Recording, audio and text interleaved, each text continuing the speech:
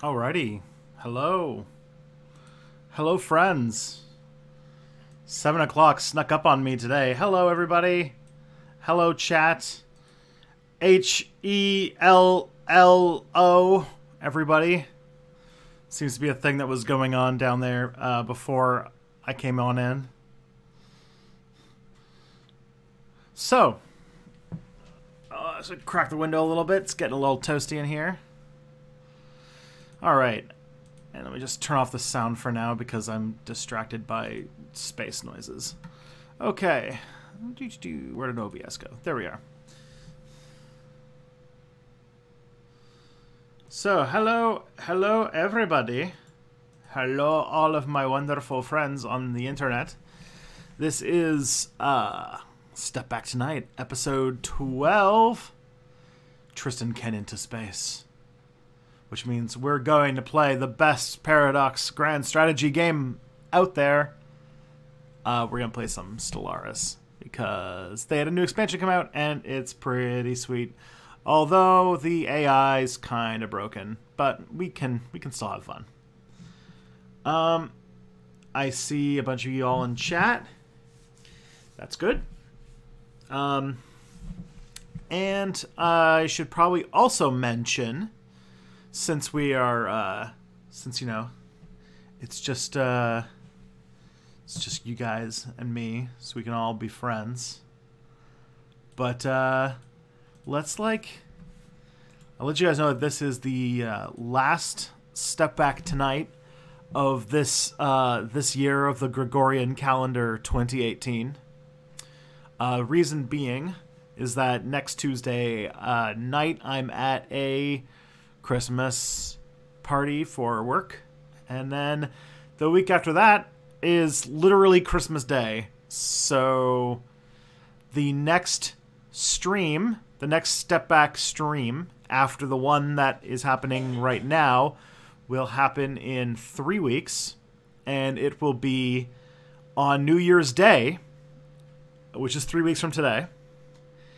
And I'm going to do my Step Back 2018 retrospective, which I've done now 2 years in a row, but I'm going to do 3 years in a row. So, yeah. In your English class, you're going to choose a topic to talk about for an English paper. You have to write an argumentative essay. So you're gonna argue against capitalism. Good on you. I hope you've got a lot of page length, because there's a lot to chew through. All right, so yeah. Before we go to space, it sounds like you guys all have lots of questions. Okay, let me just let's just get through some of these things. Okay. Let's start with question number 1, which is that Sargon's been kicked off Patreon. What do you think about that? I think it is just fantastic. I don't know why I'm in a musical mood tonight, but yeah, it's very, very, very good news. Myself, I'm not personally responsible for it. Though have been yelling at YouTube to do something about Sargon for years now. Anytime I get a chance to talk to people who work for YouTube, I tell them to do something about Sargon. But Patreon is, it's good that they have finally updated their policies, so they're actually going to make a they're actually going to make a statement against funding hate groups. So, we have noticed, in many cases, that deplatforming hate groups is and defunding hate groups is a very easy, effective, and powerful way to get rid of fascist organizations on the internet. And we've seen it with InfoWars being deplatformed. We've seen it with Milo Snuffleupagus getting deplatformed. We've seen it with Laura Loomer with her Twitter ban. We've seen that if you actually take these people off of Phoebe judging us all from behind you. That's not. Yeah, that's the host of Criminal, Phoebe Judge, right there. Anyways, that was a joke that I think you have to be like between the ages of 25 and 35 to get, because young people don't listen to podcasts. Okay, so Sargon of Akkad. I try not to talk about this corner of the internet super often, but in the wake of him being banned off of YouTube, I definitely think that we should definitely discuss. I don't even like calling him Sargon of Akkad, because trying to appeal to the royal family of... Oh boy. Trying to appeal to the family of Nineveh is not fair to the Akkadian dynasty. Although I would say I would probably put Sargon, the Mesopotamian ruler, as slightly more right wing than Carl Benjamin, just slightly though. Sargon of Akkad had a tendency to flay his enemies alive and, put their bodies at the gate as a warning to anybody who dared question his power, and basically gave the death sentence to anyone for virtually any crime, as inscribed in cuneiform pillars put in the center of Nineveh. So slightly more right wing. And I say that I'm being more literal than I should be, but slightly more right wing than Carl Benjamin, who likes to take his name. Anyways.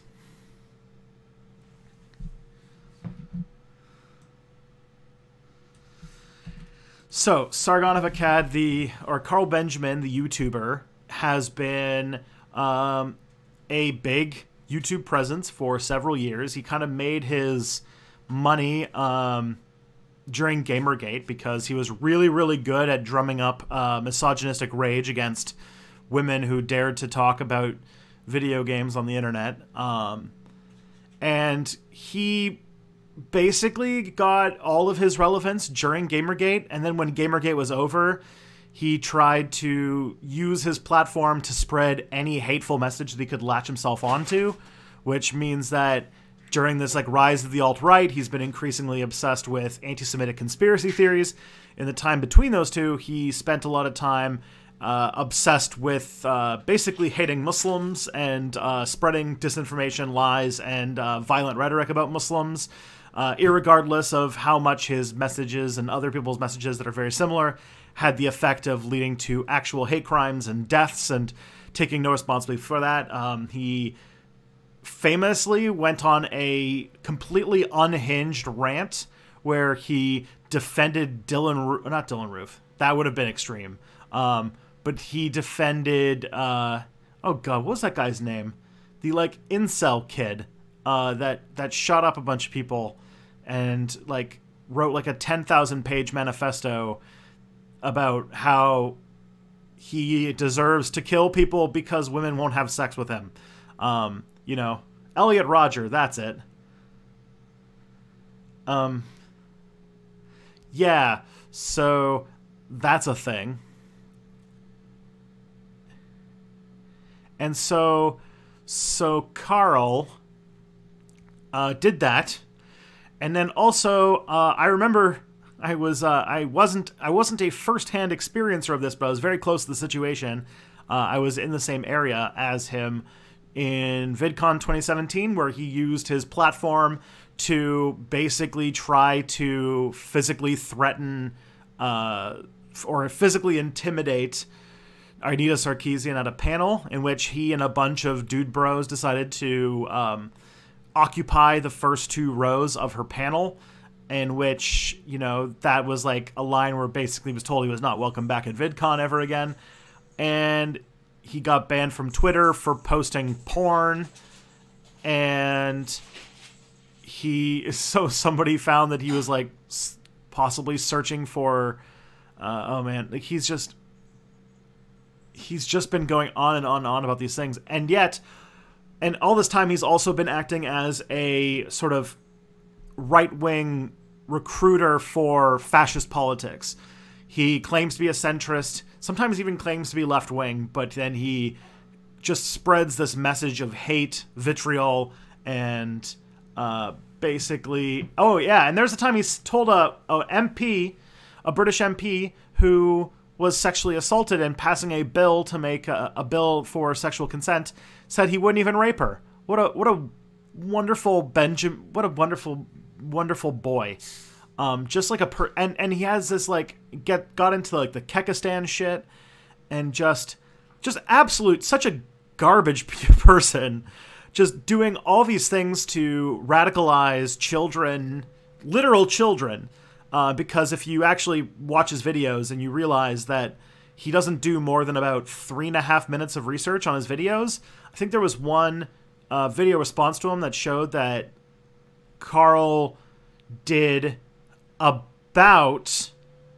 He did, I think it was when the 1 in 5 study, when he quote unquote debunked the study that demonstrated that women who go to university experience sexual assault at a rate of 1 in 5 over the period of their time there. An extremely sobering study and really disturbing, but his debunking it basically came from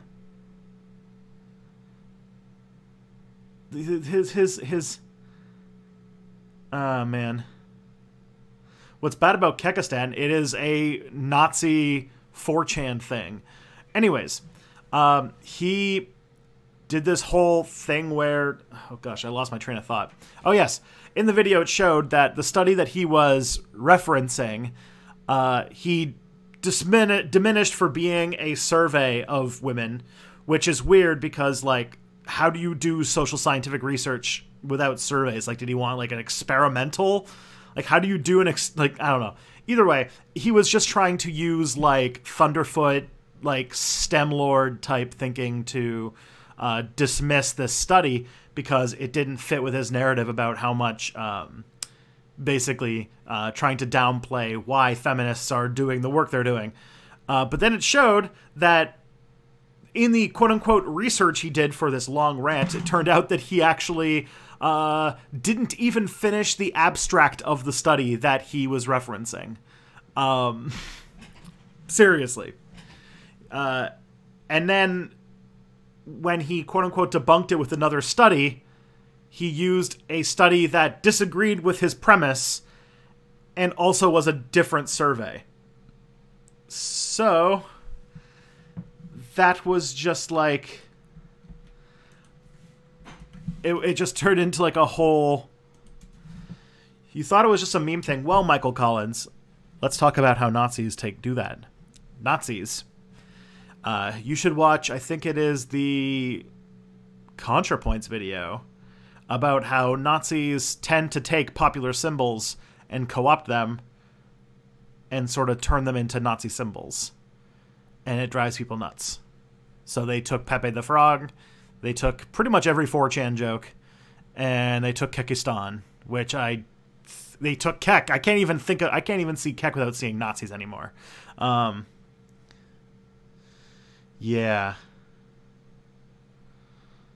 So that's where we're at. Really sucks, doesn't it? Yeah. So there we are. Anyways, so this person, Sargon of Akkad, Carl Benjamin, has spent literally years with a massive platform on YouTube radicalizing young men into fascism. All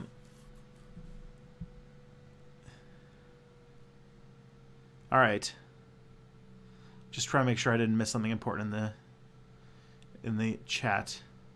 Anyways, he's been spending years doing that. He tried to latch on to the Donald Trump fever because basically he latches on to any reactionary... His whole business model is latch on to a reactionary movement, juice it for popularity, and then just keep doing that.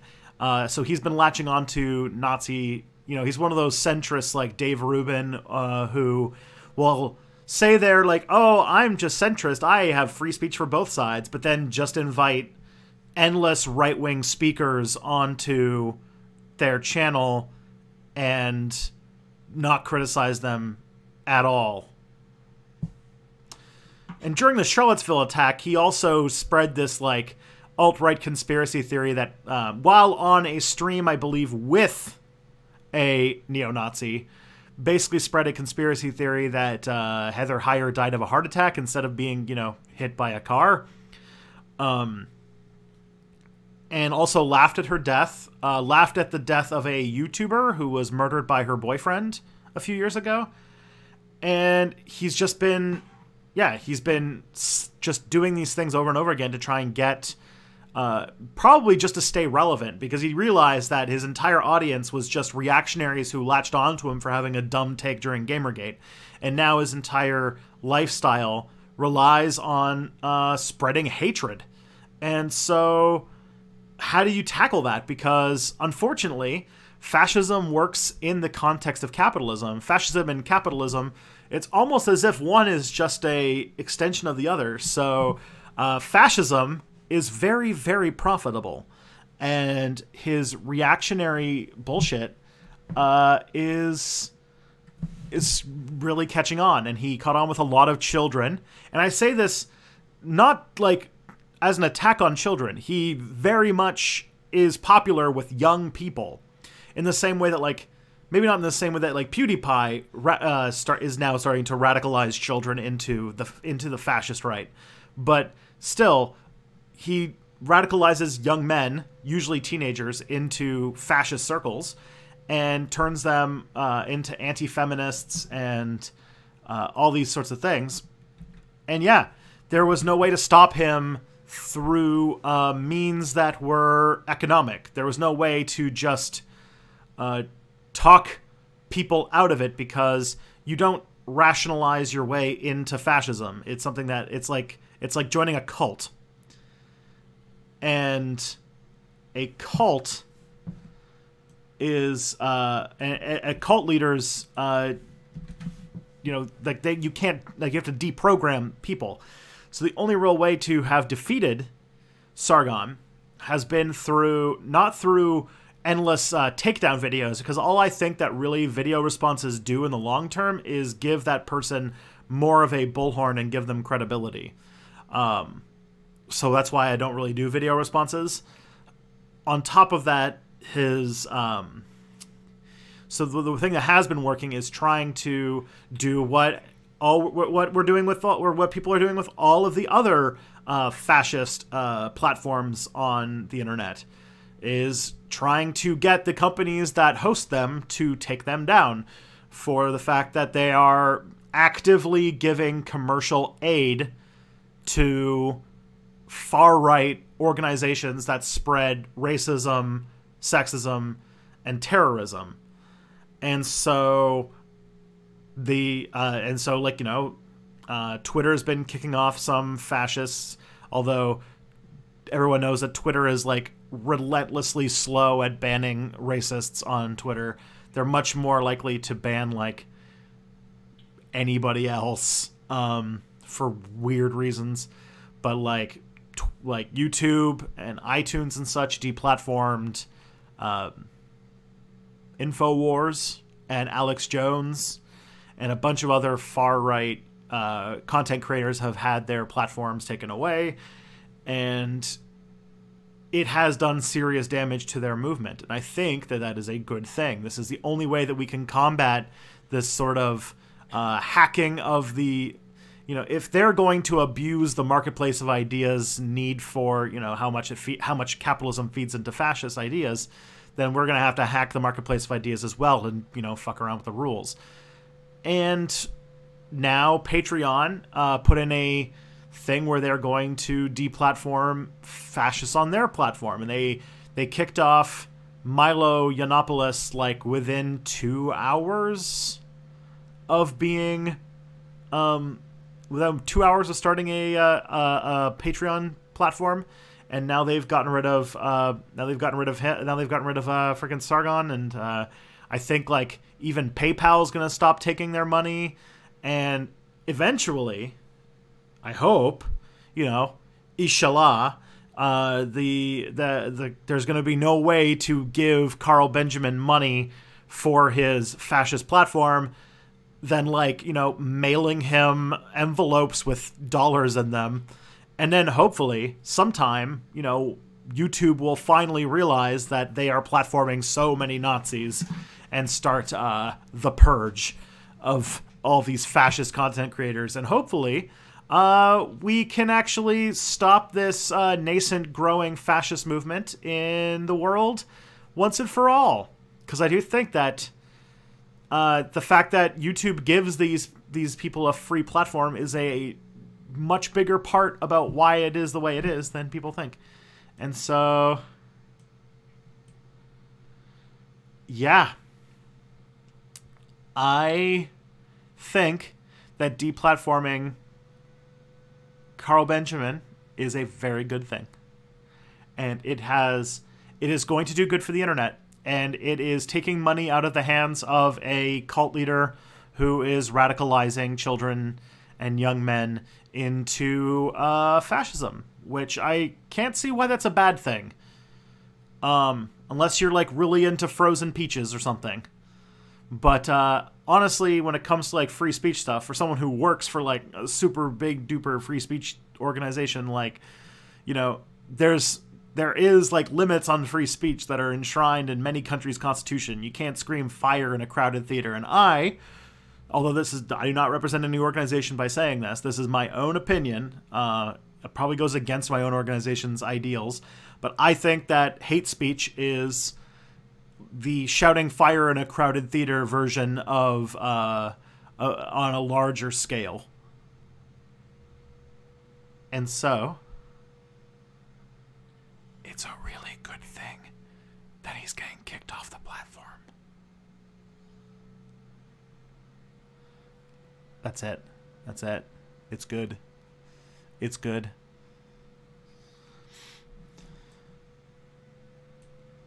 All right. Sorry, that was a lot of talking, but this is something that's like going on right now that I really wanted to talk about.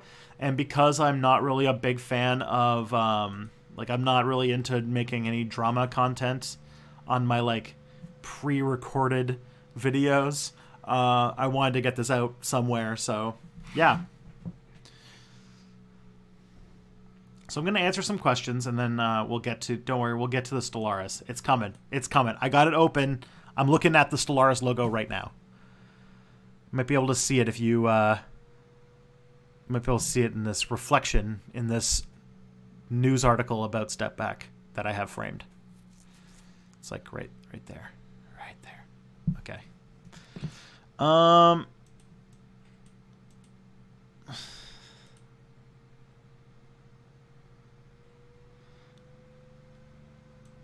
Okay, so let's go. All right. Is it just me, or are you becoming more of a sock dem? No. I mean, all right. I think what I have been doing lately is just been excited about certain movements that have been happening with the Social Democrats of North America over the last few months.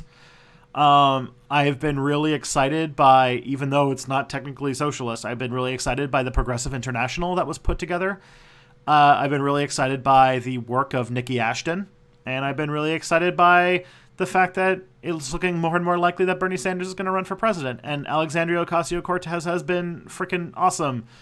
Like, I think that those are good things, and so I'm excited about them, so I talk about them a lot.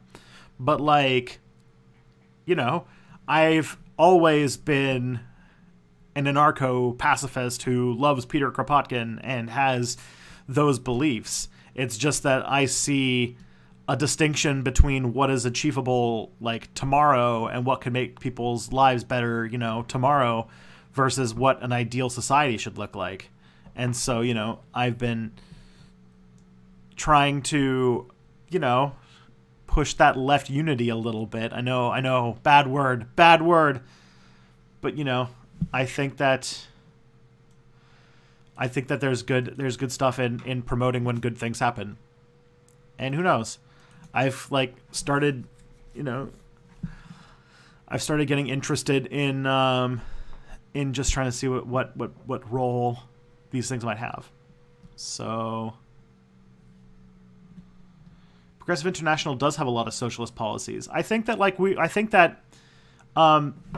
maybe it's not like a purity politics thing, but there's a lot of people really just overly zealous. I think there's a lot more people who are very online who see these arguments and these political debates as like a theoretical thing, like a fight of just ideas, and not like that we are fighting right now on the street to combat a rising far-right hate movement, and at the same time trying to make changes to the way the world functions in order to prevent basically everything from falling apart, which like we're falling apart at like all fronts right now. And so when I see a congresswoman-elect in America pushing for a serious committee to put together some extremely, like, some ideas about combating climate change that have never, ever been entertained by any mainstream politician, calling out lobbyists in their own party, and at the same time, like, dragging right-wing people on Twitter with, like, some of the fiercest tweets I've seen in a long time, I get excited. I think that's really good. I am very, that is positive things that are happening, even if, you know, Alexandria Ocasio-Cortez is not, like, pure, like, you know, she hasn't, like, memorized the bread book and can talk about mutual aid and about, and knows the word, like, I don't know, she probably knows the word praxis, but, you know, like, in my mind, I'm getting more and more obsessed with thinking about, like, all right, like, I'm cool with being the person in the social democratic movement until, you know, when the social democrats are the center, I can be the left wing of them. And I can, like, be the left wing criticism of them. But first, let's get the social democrats to be, like, you know, the political power, you know? That's something that we can do. What's looking like something that I thought I would never be able to see in my lifetime, but it's something that looks like, you know, we could actually do, and not, like, far in the future, which makes me really excited.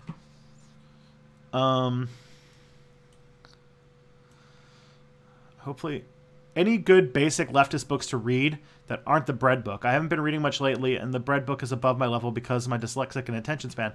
Well, Maddie first, the best thing about the bread book, I'm gonna push it again, but the thing about the bread book is that it's not a full book. It's a collection of essays. And on top of that, it's written in very plain language. It's not extremely dense and theoretical. It's not like Marx. Like, it's not like reading Capital. Don't read Capital. Don't read Capital. Nobody should read Capital. Quote, no one should read Capital. Tristan Johnson, 2018, which I'm sure will be on Twitter very soon. And then I think when you do that, if you say it 3 times, Muke comes out of the screen and lectures you about why you should read dense theoretical German philosophers from the 19th century. But it's really accessible, and also lots and lots and lots of anarchists have been trying to find ways to make Kropotkin's ideas even more open and accessible, to the point where if you go to the Audible Anarchist YouTube channel, if Audible Anarchist is sometimes in the stream, so I hope you're in here. I hope that they're in here. But if you go to the Audible Anarchist YouTube channel, you should be able to find the free audiobook of Peter Kropotkin's A Conquest of Bread. And that's how I read it, and that's how you should do it. Also, Audible Anarchist has been basically making free audiobooks of, like, any public domain anarchist books. So that's a really good way to start. I know that it's a great way to start because, like, honestly, to read Das Kapital in like today's day and age is one, it is a very thorough and very good understanding of how mid-19th century European economics work. It's very outdated. It has, but it's not saying that it's not like important. It's just not very relevant to today because it's been developed upon by many Marxist philosophers over the years, and they are probably better reads today than like, you know, reading Karl Marx right from the font, you know? I think that Kropotkin's ideas are a little bit more, they're not as detailed, and so it's very much about general philosophy, and I think that that's why Kropotkin's still relevant, but maybe Marx isn't.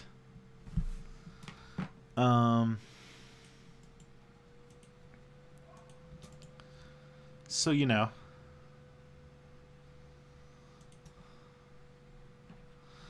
There's a lot you can do. So, man, you guys are really, you guys have lots of questions tonight. This is good. And also, honestly, to be a good leftist, you don't have to read a ton of books. I know, okay, I know, but you don't. The ideas of leftist ideas, the ideas of leftists are not terribly complicated to understand. They're fairly straightforward. They're applying, you know, ethics and morality and, you know, the equality of all people onto economics. So, you know. Double revisionist. Oh, man. Just don't... If you try... I mean, you can try to read Capital, Das Kapital, if you're interested in, like, intellectual history. But I'll tell you, it's a hard read. You're going to have a hard time reading it. I have not read it. I barely understood it. The only way that I could understand it is when David Harvey, who wrote an entire book explaining Capital to other people, because David Harvey has spent his entire life studying Marx, so he can actually say things about Das Kapital. And also the ideas come from a very Victorian mindset and have been iterated upon and elevated and developed and made more accessible by later philosophers. So, you know. All right. I got to start moving along with these questions or else you guys are going to get, start getting bored. All right. Suppose we get 8 years of Elizabeth Warren. Okay. Then 8 years of AOC. Okay. What's your wish list of stuff the Democrats should get done in that time? All right. 16 years of Democratic control of the United States. The biggest thing, I think that the number one thing that the U.S. could do to, like, very soon, like probably within a year, to improve their country and make things better for everyone in it, is to outlaw private medicine and to expand their Medicaid and Medicare program to turn into a full public healthcare system. They have the spine of one already in existence. They just need to expand it out to everybody. And in doing so, they would give themselves so much more buying power to get so many better deals from pharmaceutical manufacturers, from medical device manufacturers, from hospitals, from doctors, that they'd be able to get a way better price on so many things that medicine, like the amount that, if the government stopped doing these like public-private partnerships and just ran the medical system as a public service, you would imagine, like, you can just imagine how much money they'd save. It's ridiculous. You would be blown away by how much money the U.S. would be making if they just did that. The second thing would be another thing that would just save them so much economic turmoil is to roll back their imperial holdings around the world. That would mean shutting down their Cold War military operations that they're spending literally trillions of dollars on that are not of any use anymore. Like, for example, the fact that the United States has a gigantic military base in Japan. They have another giant one in South Korea. They have a gigantic military base in Germany and in Saudi Arabia and in what's some other ones they have? They have one in Iraq now, the Green Zone. They have they are not the Green Zone. The Green Zone's a different thing. They have so many military bases around the world. Even just like they could honestly just save a lot of money by just getting rid of the big ones. They have so many big military bases that are designed for fighting like the Soviet Union, and like they're not useful anymore. They're just there because they need it to just keep going, because the military doesn't have to cut its budget ever. So I think that scaling back that in a big way would be better for the world in general. But on top of that, it would be better for the U.S. economy. So you think about how much money America would have if they were able to save money by not shelling it out to private corporations for medicine, but also not constantly, like, basically funding, like, these essentially cities around the world. I think that there's a lot that they could do with that and just get, like, they could do a lot just with that. Those are, like, two very, I wouldn't say easy, like, but there would be very easy things to start that would make huge changes to America. Huge changes. You know what? You could probably use that money to put in that basic income program that everyone keeps talking about. And then you've basically gotten a little bit of a cushion for the blows of all the job losses that'll come from automation and the people who are transitioning out of the military, the people who are transitioning out of like health insurance companies, and move into other things.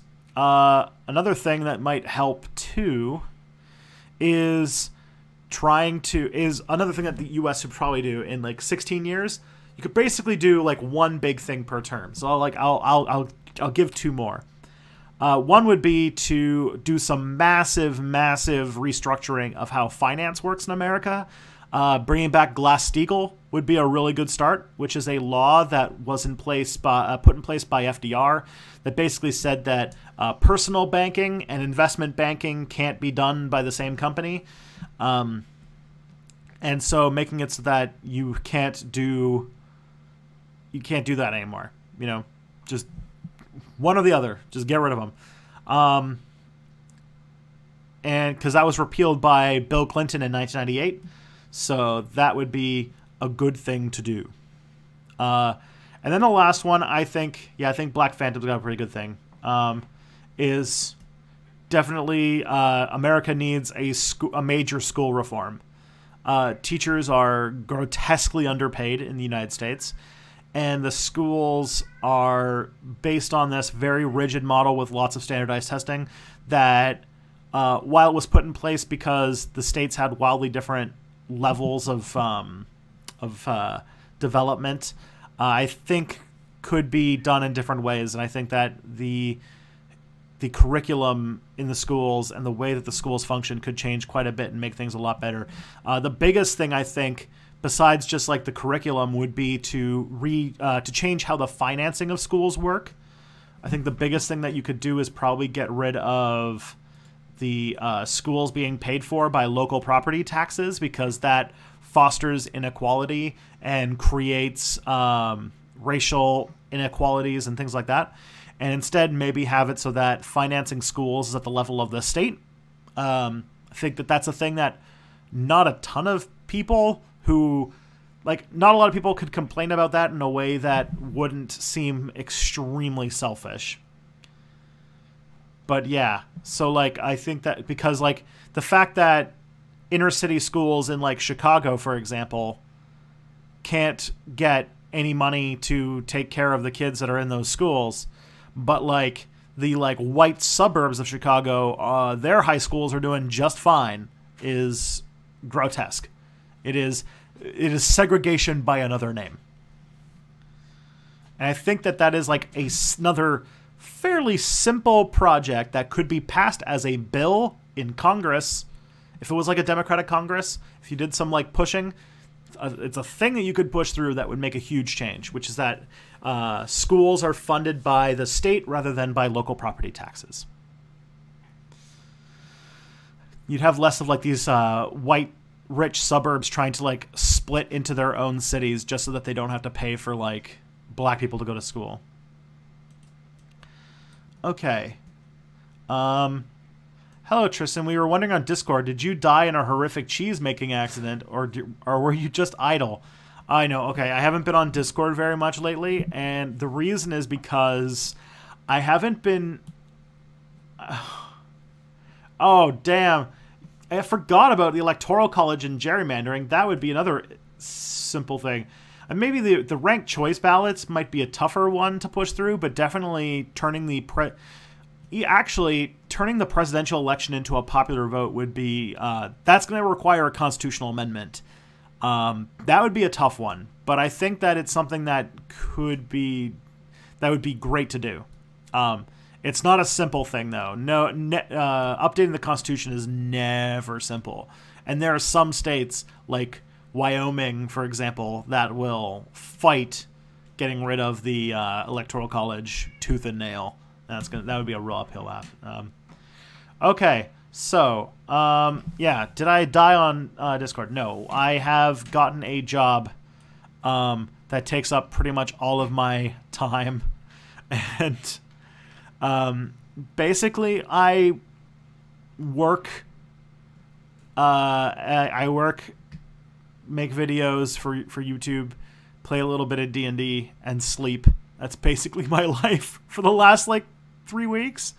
'Cause, like, I'm transitioning from a day job transitioning from, like, working from home to an office job. And so I've been, like, you know, trying to make the stuff that I need to make for school. Now, I will say I work for a non-profit, so that makes me pretty happy. But I would like to... I mean, like... And the other thing, too, is, like, even though I bet nothing bad would happen to me if I did it, I don't have Discord on my computer at work. And so I don't really get to follow what's going on. And also, there's sort of an effect that happened with the Something Awful... political cartoons thread that they run every year, which is that I just got to this point where I was like,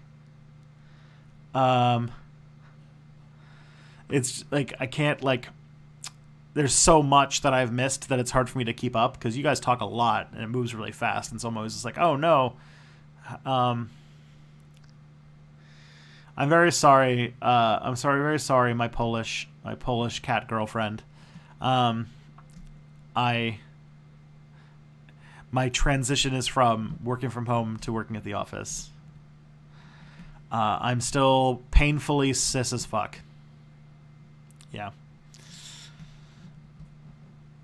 Anyways, so that's where I am.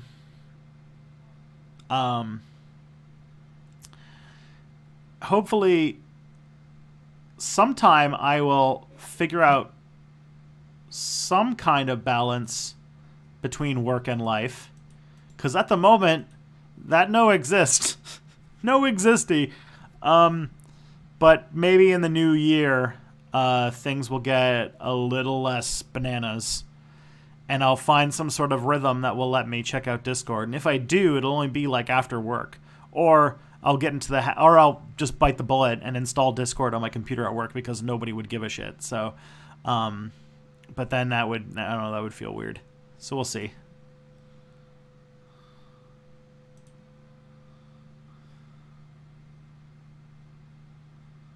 Okay. Hello, Mr. Krakowian. Alright, do you think progressives will be disappointed if Bernie Sanders becomes president and the U.S. doesn't immediately become a utopia? No. No. I imagine that Sanders will be quite upfront about the limits of his power. I imagine that, I mean, once he does get in power, yeah, there's going to be so many things we're going to, like, totally be on his ass and give him shit all the time. I mean, that's just part and parcel, but, I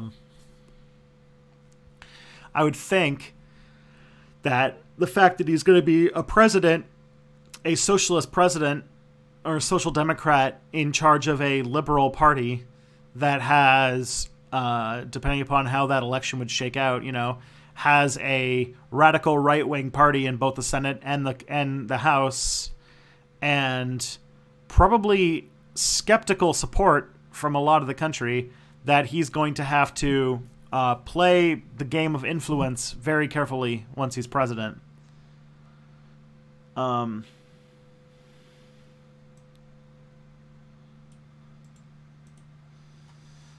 So,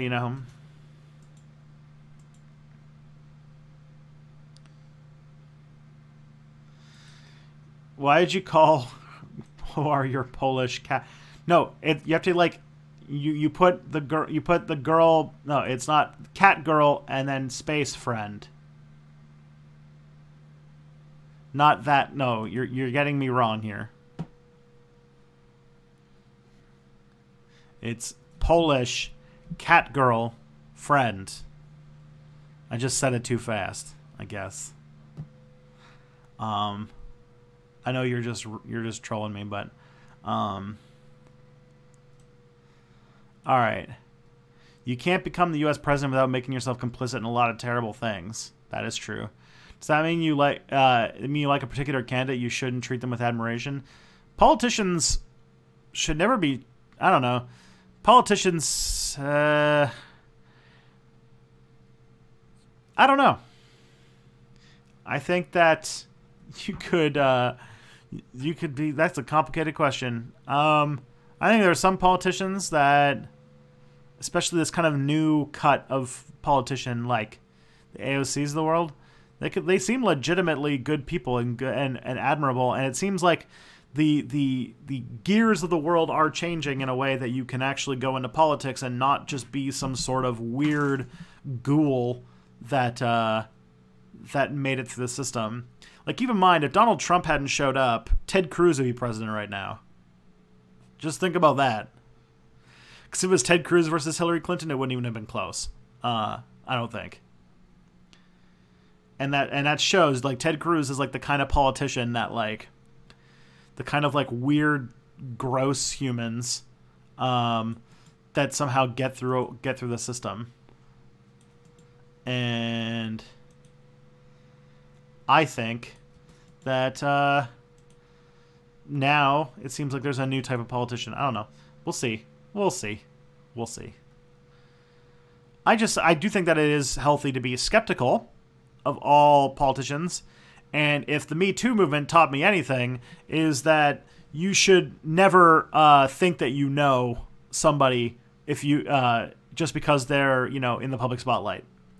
You should never pretend that somebody that you have never met is a good person, because you won't really know if a public figure is a good person, even if you enjoy their work.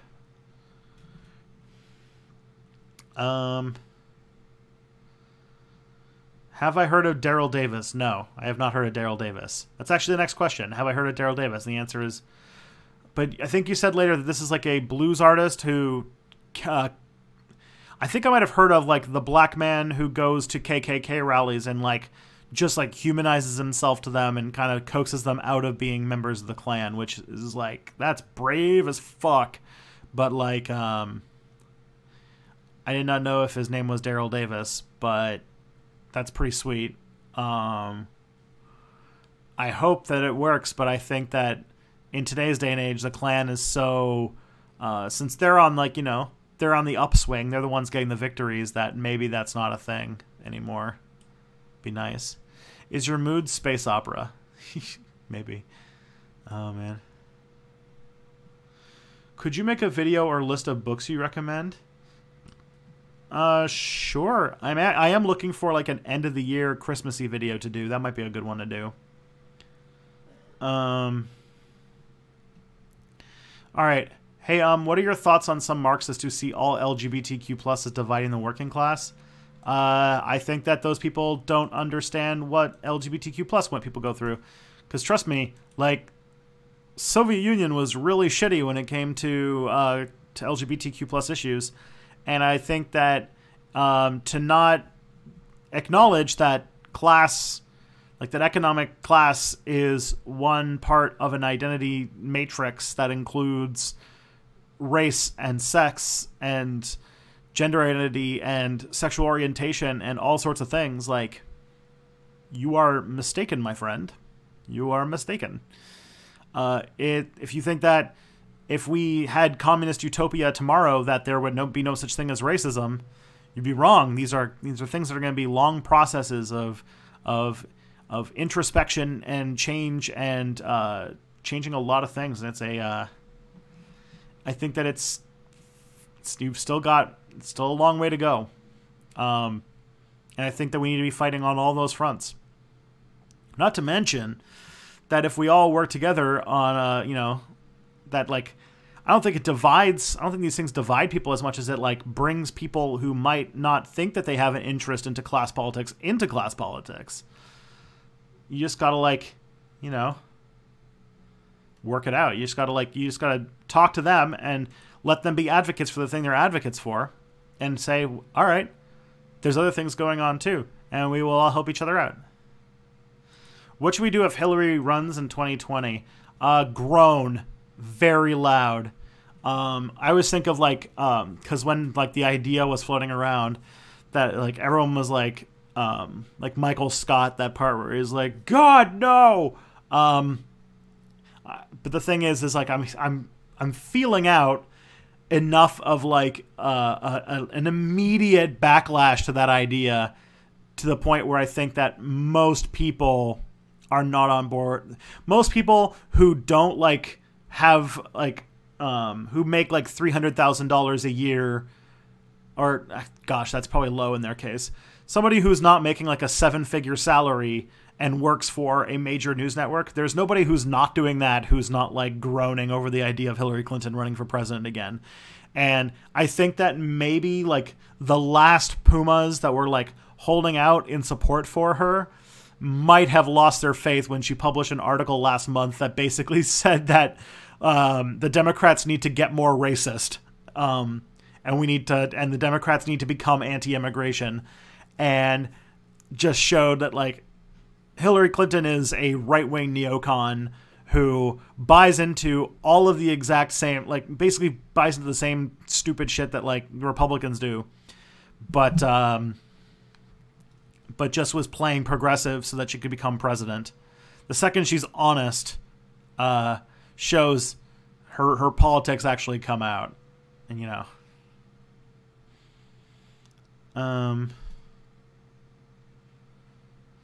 you were radicalized by a trans college student. Nice. All right. What's the most right-wing viewpoint that shouldn't warrant deplatforming?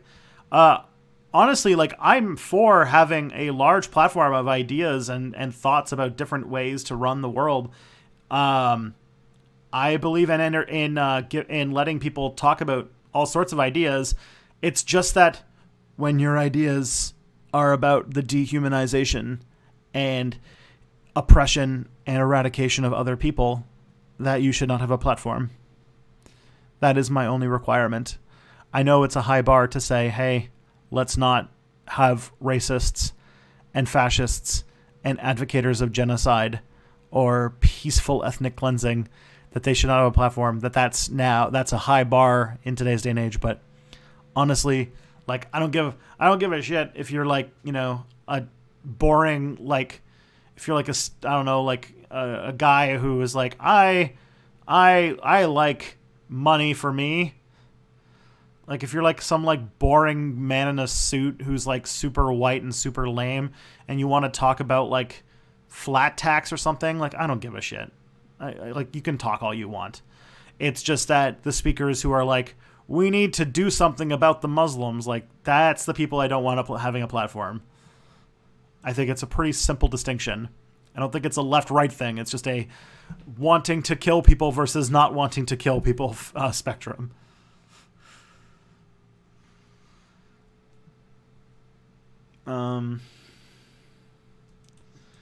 How will the left target the backfire of Nazi purges? Will they gain more support under the illusion that they are doing a witch hunt? I doubt it, because honestly, what data has shown, and this sort of data that comes out of when Reddit banned a whole bunch of like far right subreddits, is that when you deplatform them, they don't become they don't get like this like underground following. They just get deplatformed, and they lose their attention, and nobody cares about them anymore. Like the fact that like once the incels got kicked off of Reddit, the amount of people like talking about inceldom and being incels online shrunk dramatically. Shows that this stuff works. And so, yeah. Constitutions do not have a self-healing mechanism. What if the corrupt get into power and decide what's hate speech? I mean, hate speech has a pretty solid definition. Well, maybe not. But the incitement of hatred against protected groups, I don't know. That's one of the many reasons why we need to, you know, at some point move away from the functions of the state and relying on the state to uphold these things. Because, like, yeah, relying on a constitution that, like, an elected government could just overturn, that's super scary. Maybe we should not have that much power in the hands of a few people. But, you know, in the meantime, it's a better option than what we got now.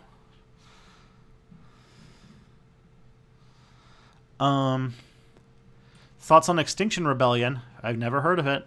Sounds neat. What is your President Sanders' dream team? All right, President Sanders' dream team. All right, who's good? All right, so AOC can't be vice president because she's too young. So who is like the Democrat that like? Okay, I've been saying this a lot of the times. I think that even though she's got some problematic politics when it comes to basically the Middle East, although not as bad as some people's, I think that Vice President Tulsi Gabbard would be a very good choice. Couple things. One, even though I think that it's ageist to for all these liberals to attack Bernie Sanders for being too old to run for president, I think that if you are going to run for president in your 80s, you should definitely put a lot of thought into your vice president.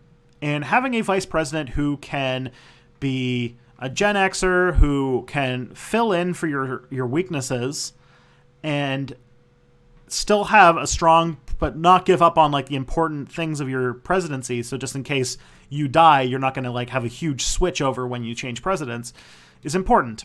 And I think that Tulsi Gabbard, who is a congresswoman from Hawaii, is a very good option. She is she's on the Foreign Policy Committee, which is not Sanders' strong point. Bernie Sanders doesn't have a super great. He is not super great when it comes to foreign policy discussions, mostly because he talks about, wow, all this empire stuff super sucks. We should probably not do that. But Tulsi Gabbard actually can like get into those conversations and say things. And so she would probably... Are you still going to play Stellaris? Also, Queen Elizabeth II is 92. Yeah. I'm still going to play Stellaris, don't worry. I just want to get through these questions and then we can get to it. So Tulsi Gabbard she's strong progressive. She has foreign policy experience. She has all of the things that like the crooked media people will love, and all of the like wine moms will love. So she's got the being an awesome surfer lady, veteran, woman of color, first Hindu to get elected. So you can check off a few firsts. So it's like a whole lot of stuff that like, you know, the low information voters and the wine moms and the crooked media listeners can all enjoy. But on top of that, she actually is a strong progressive, and she has knowledge of the inside of the Democratic Party, like pretty good knowledge of the inside of the Democratic Party. She was like in charge of the DCCC, but like to drop out of, but like she dropped out of the DCCC to support Bernie Sanders' run for president. Oh, Michael Collins. No, not Crooked Media. Crooked Media is a podcast company. It's they run the turbo-centrist podcast Pod Save America, where they will never stop talking about how much they love neocon warlords when they die. Like they are a bunch of these like dude bro frat boys that just came out of a cloning pod when Obama became president. And they're all named John. It's just like 1,000 men all named John. And they have this extremely terrible podcast. But because it's like a bunch of young dude bro centrists, has like a bajillion listeners. So the pod people is who I'm talking about when I say the Crooked Media people. Because they won't like Bernie Sanders. They will say that he is bad because they're going to support a giant bag of money with like a face drawn on it with marker. That's going to be their candidate of choice. All right. So Tulsi Gabbard's my VP pick of choice because she is strong in all the areas where Sanders is weak, but she's still a strong progressive. So that if Bernie Sanders, heaven forbid, passes away while he is in the presidency, we have a strong next president. Yeah, Michael Collins, it's almost as if it's a really bad name for a company to call your company Crooked Media, but oh well. And my dream, who else is in my dream team? Honestly, I know, I'm not a fan of this actually because I think he's too pro-capitalist, but that Robert Reich is going to be in there. Like Bernie Sanders and Robert Reich are pretty tight. And so I know that's going to happen. He's probably going to end up becoming like the Secretary of Labor or the Secretary of the Fed or something dumb like that. He's like this guy who believes in ethical capitalism, which is like, he doesn't like literally eat the flesh of children, which makes him more progressive than like most American politicians. So like, I guess it's fine to have him in the cabinet, but like whatever, Elizabeth Warren should probably have a pretty good, should probably have some sort of Secretary of Finance or something like that because she would, she's been spending her entire life. She literally has a PhD in like bank reform. So like let her do all the bank reform that she wants. That would be great. And who else would be good in that cabinet? I can't think of a good Secretary of Defense because nobody who's not a ghoul is high up enough to be considered for it. I imagine that Secretary of Defense will be a pretty tough call for Bernie Sanders as well. Same with like what's it called? Oh gosh. There's some other areas of the cabinet that I think would be interesting, but I can't. Dennis Kucinich. Dennis Kucinich for defense. He will put all of his efforts into finding that UFO he saw once. All right. I got to move along because I've got way too many questions and we've got space to conquer. Barbara Lee is the Secretary of Defense. Let's do that. That'd be awesome. And also, if Tulsi Gabbard can't be vice president, then Secretary of Defense would also be a good, second choice.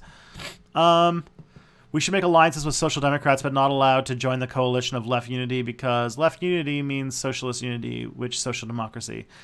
Social Democrats, I think, could be very easily talked into becoming democratic socialists. It just takes a little nudge. And honestly, if you ever talk to a social democrat, you get enough beers into them, they're socialists. They're socialists who just don't like getting in fights. That's basically it. They're socialists who are too polite to admit it. But if you you drink with them, they're socialists. They're socialists. Or they're socialists who just haven't read enough about it.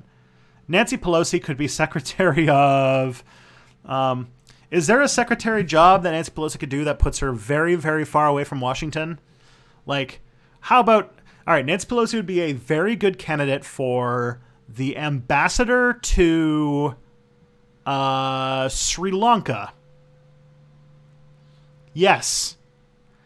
Nancy Pelosi in my Sanders dream team would be the ambassador to Sri Lanka. Because then she could spend a lot of time doing cool stuff and be very, very, very far away from Washington. And then maybe like the secretary to like Papua New Guinea could be Dianne Feinstein.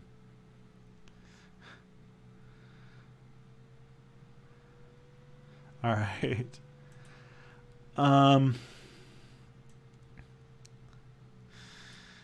How do you feel about social identity politics? I don't see them as I don't see them as in conflict with each other, or at least they shouldn't be. Natalie Wynn should get a seat. You know what? Yeah, we're gonna get a YouTuber president. If we have to do that, Natalie would be probably pretty sweet. All right. Yes. How about we make Dennis Kucinich the head of NASA? That'd be perfect. We could make alliances with Social Democrats. But oh, we already read that one. All right, cool. We're moving along. Do you think that the term United Front is wiser and more practical than left unity as far as overcoming pointless ideological tendencies, differentiation, hostility? Yeah, I like that. I'm kind of a branding person, but I think both of them can be sold. Contra for Congress. Isn't Chelsea Manning running for like Senator of Maryland or something like that? I'm down for that. Or Governor of Maryland. She should. Chelsea Manning. There's my Secretary of Defense. There we go. We solved it. All right. Argos Panoptes. Watch the QAnon song from on YouTube. LOL. It's so stupid, but that's amazing. All right, I'll take a look. You can't become the U.S. president without making yourself complicit in lateral things. Does that mean even you, like a particular candidate, you shouldn't treat them with that? Oh, you asked me that question several times. Okay. Do you think progressives will be disappointed if Bernie Sanders... Oh, you asked that question already. Did anyone just see the video today from Trump arguing with Pelosi and Schumer? I saw it trending on Twitter, but I didn't actually, read it. All right. Hey, Tristan, have you ever heard of Daryl Davis, the blues? Okay. I see some people got impatient and asked me several times about things because I was going on and on about certain questions. So that makes getting through this a lot faster. While Social Democrats getting into it's already the pulse as well, but however, they are already surrendering in a small number of cases to liberals. So while it's good that they are getting into power, remember they can easily collapse into becoming liberals. Yeah. I think that Social Democrats, they're like puppies, They're well-meaning, but they're very easily distracted. But they're the most appetizing branch of leftist ideology that we have.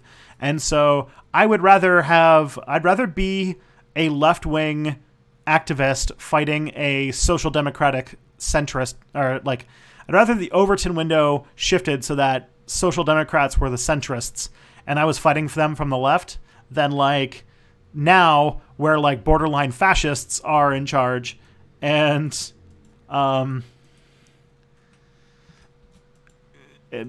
fascists are in charge and we have to make common cause with liberals all the time, let alone Social Democrats. Baby steps. Although, when it comes to climate change, we don't have time for baby steps. That's a different thing. Know of any useful sources which explore tensions between wealth redistribution and indigenous dispossession? Seems like a lot of socialist theory presupposes or normalizes settler land thefts. Ooh. I don't have anything for you, but Francine, I like the way you think. If you have something for me, I would like to read it. But unfortunately, I don't have anything for you.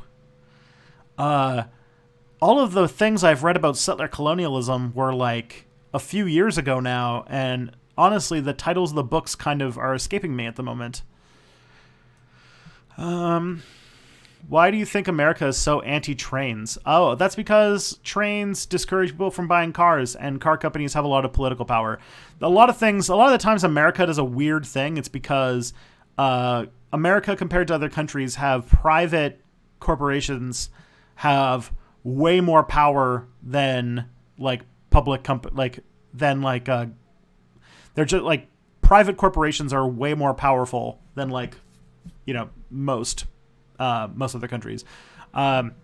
if you want to know the reasoning as to why America is so anti-trains, I'm going to point you to a very historically accurate documentary that is called that is about this important issue, and it's called Who Framed Roger Rabbit, and it explains everything perfectly.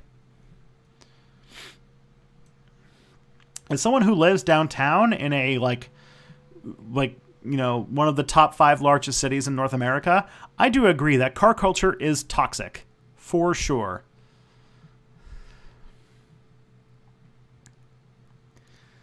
All right.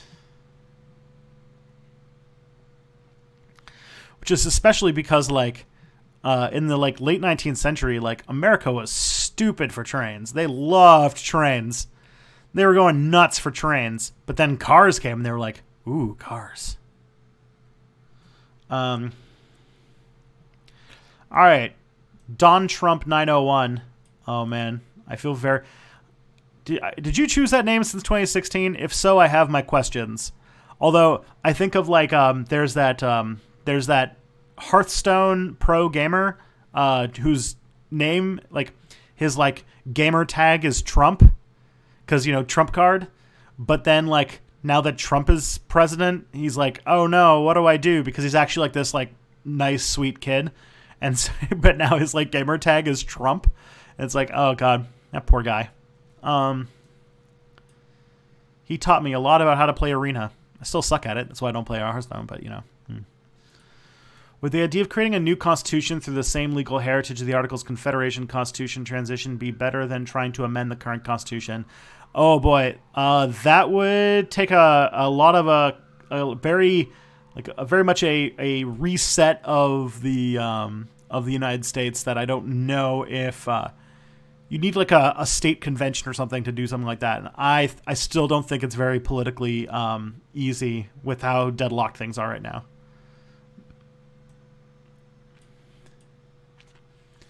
Will your Stellaris Empire become pagan, spiritualist, and summon Cthulhu through the veil? Who knows? We could do all sorts of fun stuff. Don't we all like Jimmy Carter? I'm kind of cool with Jimmy Carter. He's a better former president than president, but he seems like a nice guy. I wish he was better. I wish he was more woke while he was president. But here we are. All right. Do you think colleges indoctrinate students? No, they educate students. Some try to indoctrinate students by trying to, instill their weird Jungian theories about how the world should work on people. But for the most part, politicians tend to be like kind of like this like centristy, liberally type people, and they might say their opinion on a few things. For the most part, they just kind of teach. Marxist professors are few and far between and very easy to spot. Honestly, like, I think that the problem that people are talking about is overblown, and it's just a bunch of boomers who get angry when their kids come home from college, and all of a sudden their biblical education is getting criticized. And since boomers hate being criticized, they are blaming all the schools for indoctrinating them with all of this information about the world. Can we do a non-human empire this time? Ooh, let's see. Yeah, I mean, yeah, let's say like that Jimmy Carter is a 90-something-year-old man who builds homes for builds houses for homeless people. Like, what can you complain about there? He's like,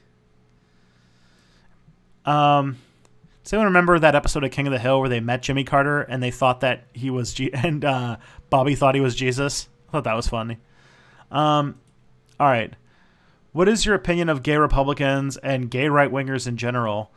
In Israel, our fascists are trying to improve its image by being pro-LGBTQ while remaining racist fascists. Oh boy. Well, Gad Yariv, I can't talk to the situation going on in Israel, but Tiffany Tumbles, that video by ContraPoints, probably a good exploration as to like the mind of the right wing, like in her case, it's a right-wing trans person trying to basically explain Blair White. But there's a lot of stuff there that I think you find interesting.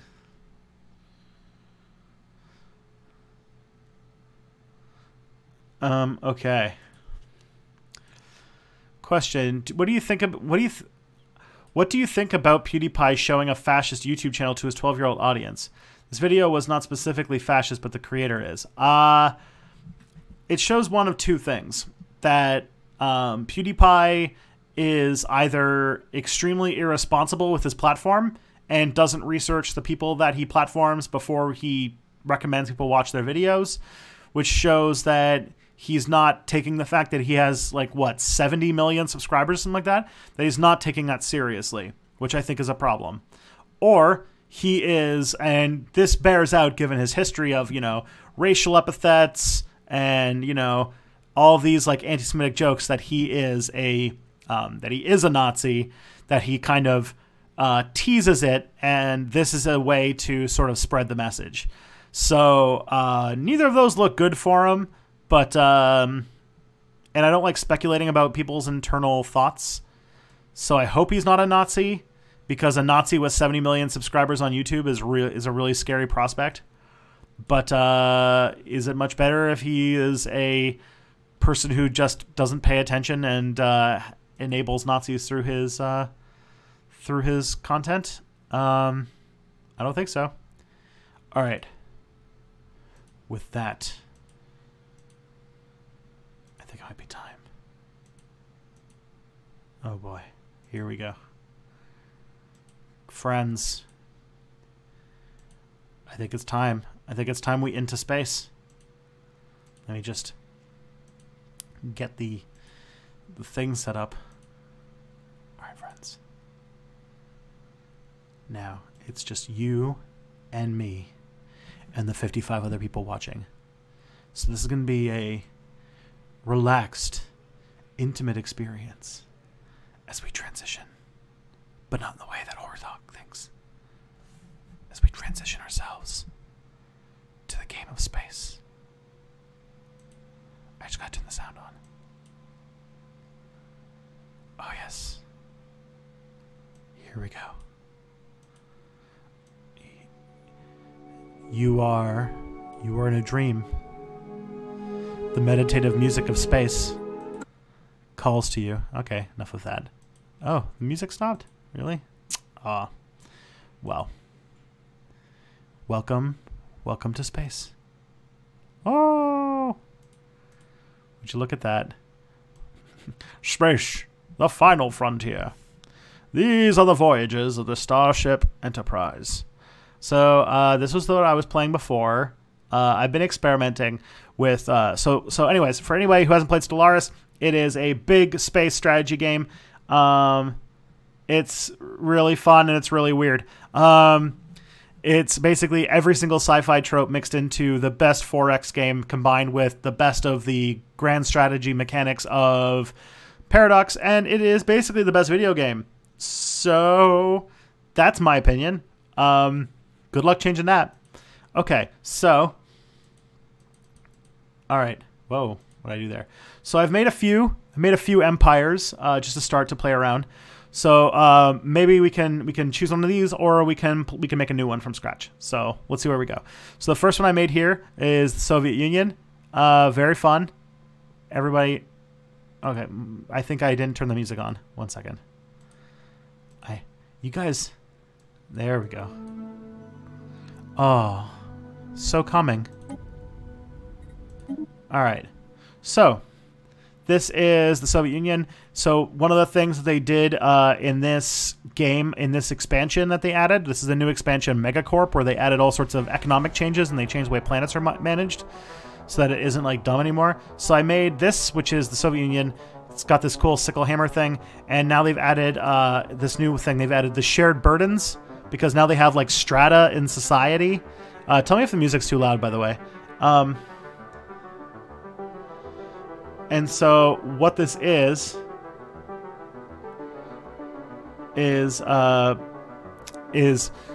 shared burdens makes it so there's no classes. So like the amount of consumer goods that everybody gets are the same, which is pretty nice. and increases stability. So the next thing is functional architecture, which I thought was like very Soviet, you know? Because what's it called? The society is renowned for its simple yet functional architecture. There are those who would refer to this building style as boring or even depressing, but in most cases, neo-concrete does the job just as well as any other building material. And which I'm thinking like, oh, that's like brutalist architecture right there. That's like a lot of Soviet buildings, and so I thought that would be a fun second ethic to take. Fanatic egalitarianism, because, you know, communism. And materialist, because, you know, no religion, no gods, no masters, that type of thing. And then, you see you've got nomadic, adaptive, and wasteful, because that's just like what humans get, so I gave them that. I also have, this is what we played in the last time we played it, which was the Aztec Empire, which has the imperial cult, warrior culture, authoritarian, militarist, spiritualist. Yeah, this is like a alternate history if the Aztecs took over the world. The Zerg. Everyone likes the Zerg with the devouring swarm and the strength of legions and Gestalt consciousness. So you know, this is my baby. Because I don't know if anybody. There's one thing I don't know if I've said this story before, but I've spent a lot of time playing StarCraft, and when I played StarCraft, I played the Zerg, and I really, really like the Zerg. I like everything about them. Thoughts on Street Fighter V adding in ads because Capcom is a really small indie company? I've never played a Street Fighter game, so I don't really have much to say, but it's kind of shitty. It feels very gross. What is materialism? So materialism. So when you make here I'll show you. When you make an empire in this game, you choose their like government ethics. And when you choose their ethics, it has this sort of spectrum here, and you get 3. So which means that you can either choose 3 of these different functions, these type of ethics, or a fanatic one of these and one other one. And what these are is they give effects to your empire based on different types of ethics. So, and like they're on spectra. Like they're like there's like what's it called? There's 4 spectra. There is authoritarian versus egalitarian, which is like how dictatorial your thing is. There's xenophobic versus xenophilic, so how much you tolerate aliens and others in your empire. Militarist versus pacifist, and then this one here is spiritualist versus materialist, which is basically like how not religion you are. And the more you go into it, the cheaper robots get and the more science you get, while like spiritualists get more unity and their edicts are cheaper. And then in the middle you have like Gestalt consciousness, which is like, you know, you're like either a hive mind or you're like a robot or something like that. So, you know, there's that whole thing. The other one I made is I made a megacorp, which is like a giant corporation, which is Earth, but it's Amazon, ruled by Jeff Bezos here. Which is, you know, ruthless competition, trading post, authoritarian, fanatic materialist. And, yeah. So this is like the... Do you have any thoughts, comments on the arrest of Meng Wanzhou in Canada? I've heard about it. I don't really know too much about what's going on, so... You know, can't really say much to that. I'm sorry. All right, the only thing... Okay, you want me to play as tankies. Well, the problem is that tankies in this game, like, you can't be authoritarian and have the shared burdens. So you actually can't make, like, the Stalinist empire of your dreams. Because you have to be... in order to take this communal, this shared burdens ethic, you have to be at least... you have to be somewhat egalitarian, and if you're egalitarian, you can't choose a party, you can't choose a government style that's not democratic.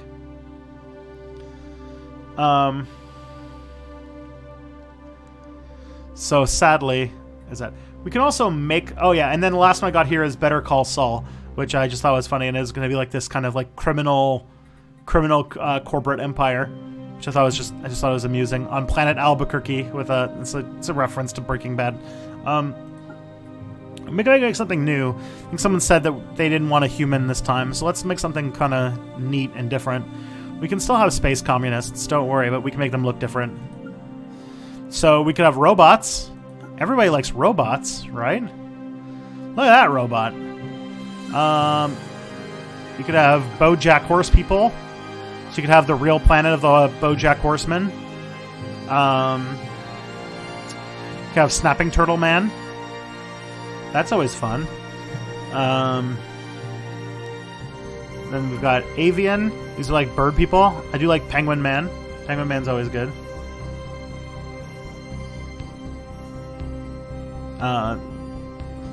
This is intense. Ooh, a bird cyclops over here.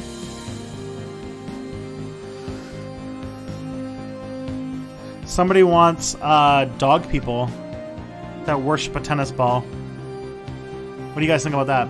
Arthropoid. It's like all insect people, which is kind of cool, including this like shrimp man. And then they got molluscoid, which is like all snail people, which is fun. This one looks interesting.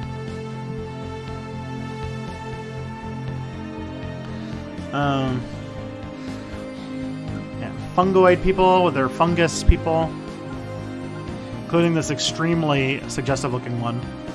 And then plantoids, who are, you know, plant people. So, spiritualist plant. Okay, I think everyone... Is there... Okay, now we gotta find a dog people. Are there dog people?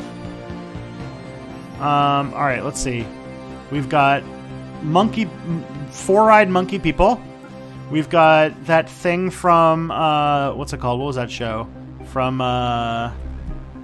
Gosh, what was that show? That sci-fi show that had... I think the main character's name was Crichton, and he was like lost on the other side of the galaxy, and he was trying to get home. But there's Rigel, basically. The like little prince. There's a horse. There's cat people. So we've got this very serious looking cat people. We've got this anteater looking dude. Pig man.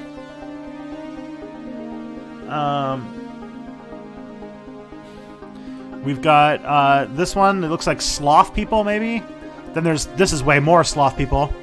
Okay, this looks kind of doggish. Looks more like a fox, but you know, it's a direction. We've got antler deer people, whatever that thing is. Then this like three-eyed nose monster. This okay. There's this okay. That's a skull. This looks like a bird person. Platypus man. Shrew, like what's it called? Star-nosed mole thing, and porcupine. Farscape. Farscape was the show. Yeah,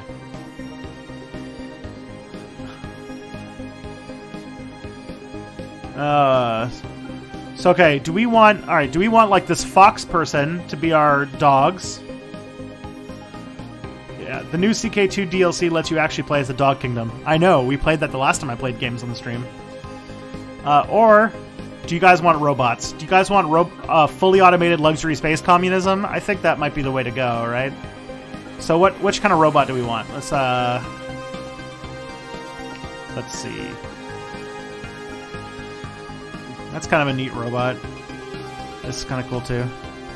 Or just go with like the solid robot man here. Okay, we need to find a robot.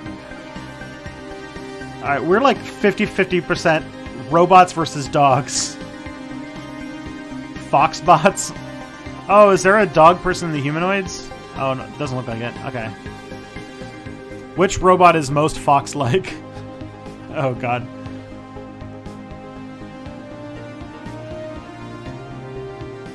Doggots. Okay, I'm getting like 50-50 robot versus dog. You guys can't have robot dogs. We need either robots or dogs. Did you ever read Animorphs? Yes, I did. I read them when I was a kid. They were great. Alright, foxes. Unfortunately, okay. I know that a dog robot would be great, but cat girl autonomous. Alright, robots, dog, foxes. Alright. Alright, what kind... Alright, let's, let's see, what kind of robot should we have? Alright,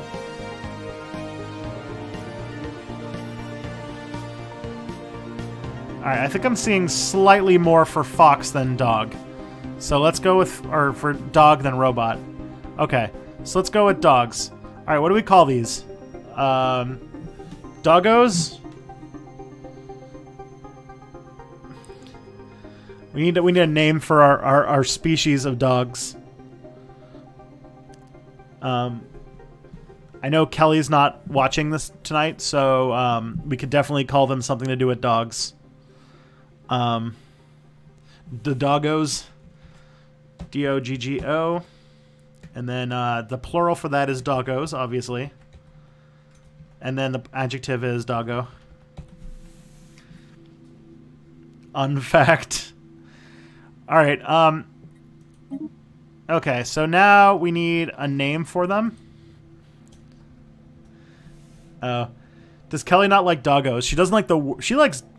she's like kind of ambivalent about dogs in general, but really hates the word doggo and really hates like the internet name that things have been given, like puppers and floops and like danger noodles and snacks and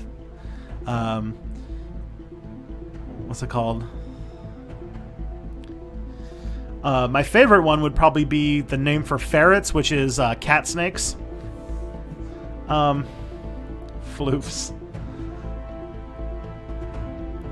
Okay, so we need a name thing for these things. I don't know if it matters too much, but let's get mammalian.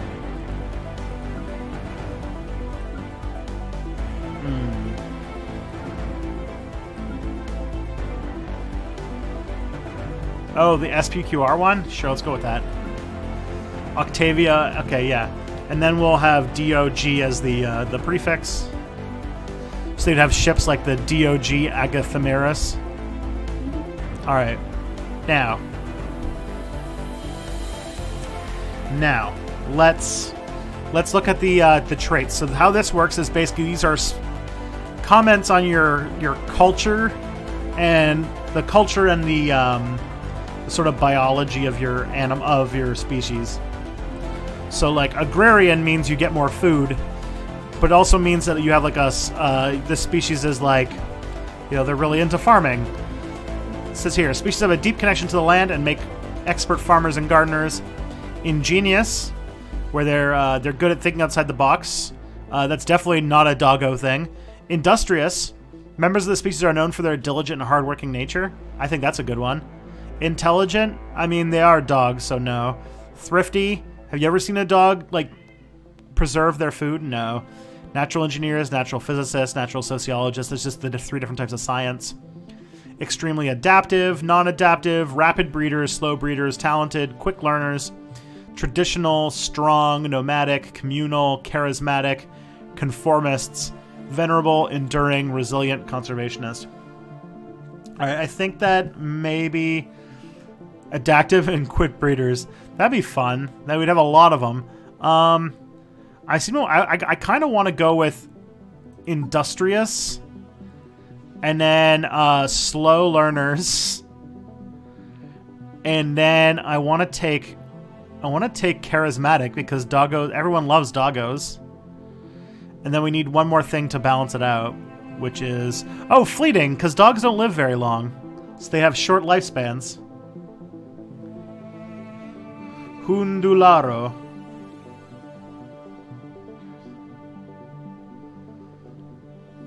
So industrious, so they're hardworking, you know, slow learners, so it takes them a while to figure stuff out.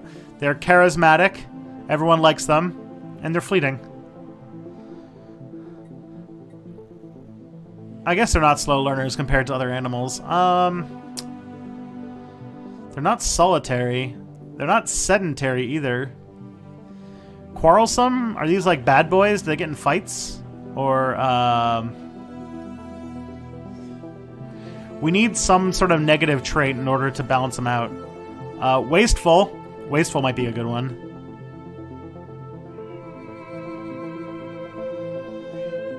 Smart doggos. Alright, let's do that. Let's go with intelligent. They're very smart boys. And then we'll have them as... I still want charismatic because everybody gets happy when a dog comes in the office. Except Kelly. And then we'll have wasteful and fleeting. So there we go. Wasteful and fleeting, and charismatic and intelligent. So they'll die young, but... There you go. So charismatic, you get extra amenities from jobs, and then you also get, extra science. All right. Next, I think their planet is called Pupper. And then their star is called Tennis Ball. They worship the great tennis ball. Okay, so now we need to... Okay, now this part here is you have to choose what planet they come from. What kind of planet they come from. So, like, you can go dry, wet, or frozen. And then, like, it's, like, how wet it is. Or not. It's how wet it... Dry, wet, and frozen. And then it's, like, different levels of liquid. So, like, desert versus arid versus savanna. Or ocean versus continental versus tropical. Or Arctic versus Alpine versus Tundra. Now, let's see. Continental is like, yeah, continental is very much like Earth.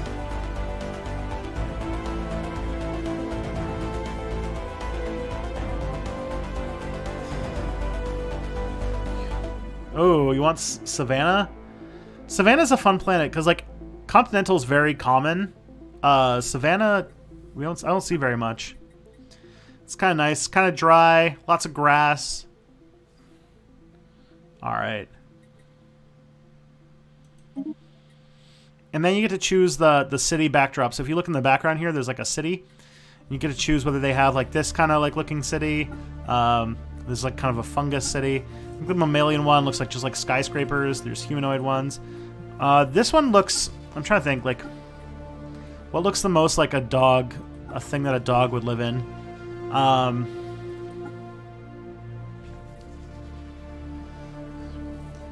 What do you think about Sargon being banned from Patreon? Well, if you, after the stream is over, you should watch the first, like, half hour of the stream, because that's basically me going on how I think it's a good thing. He was banned from Patreon because Patreon doesn't want to support 8 groups. Cal Surprise. This part doesn't matter that much, so let's just go with, like, this one here. Alright. Now we choose ethics. So dogs are definitely... Okay, dogs are definitely xenophiles. And you guys wanted spiritualists, so we definitely need spiritualists and xenophiles. Which means they're very, very nice. Although I don't really know where they would sit on the authoritarian versus egalitarian, or on the militarist versus pacifist side.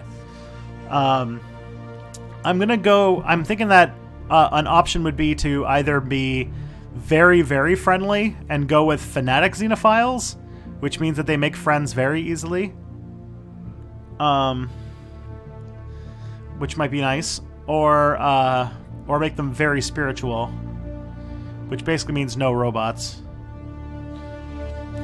But psychic powers. Militarist, of course.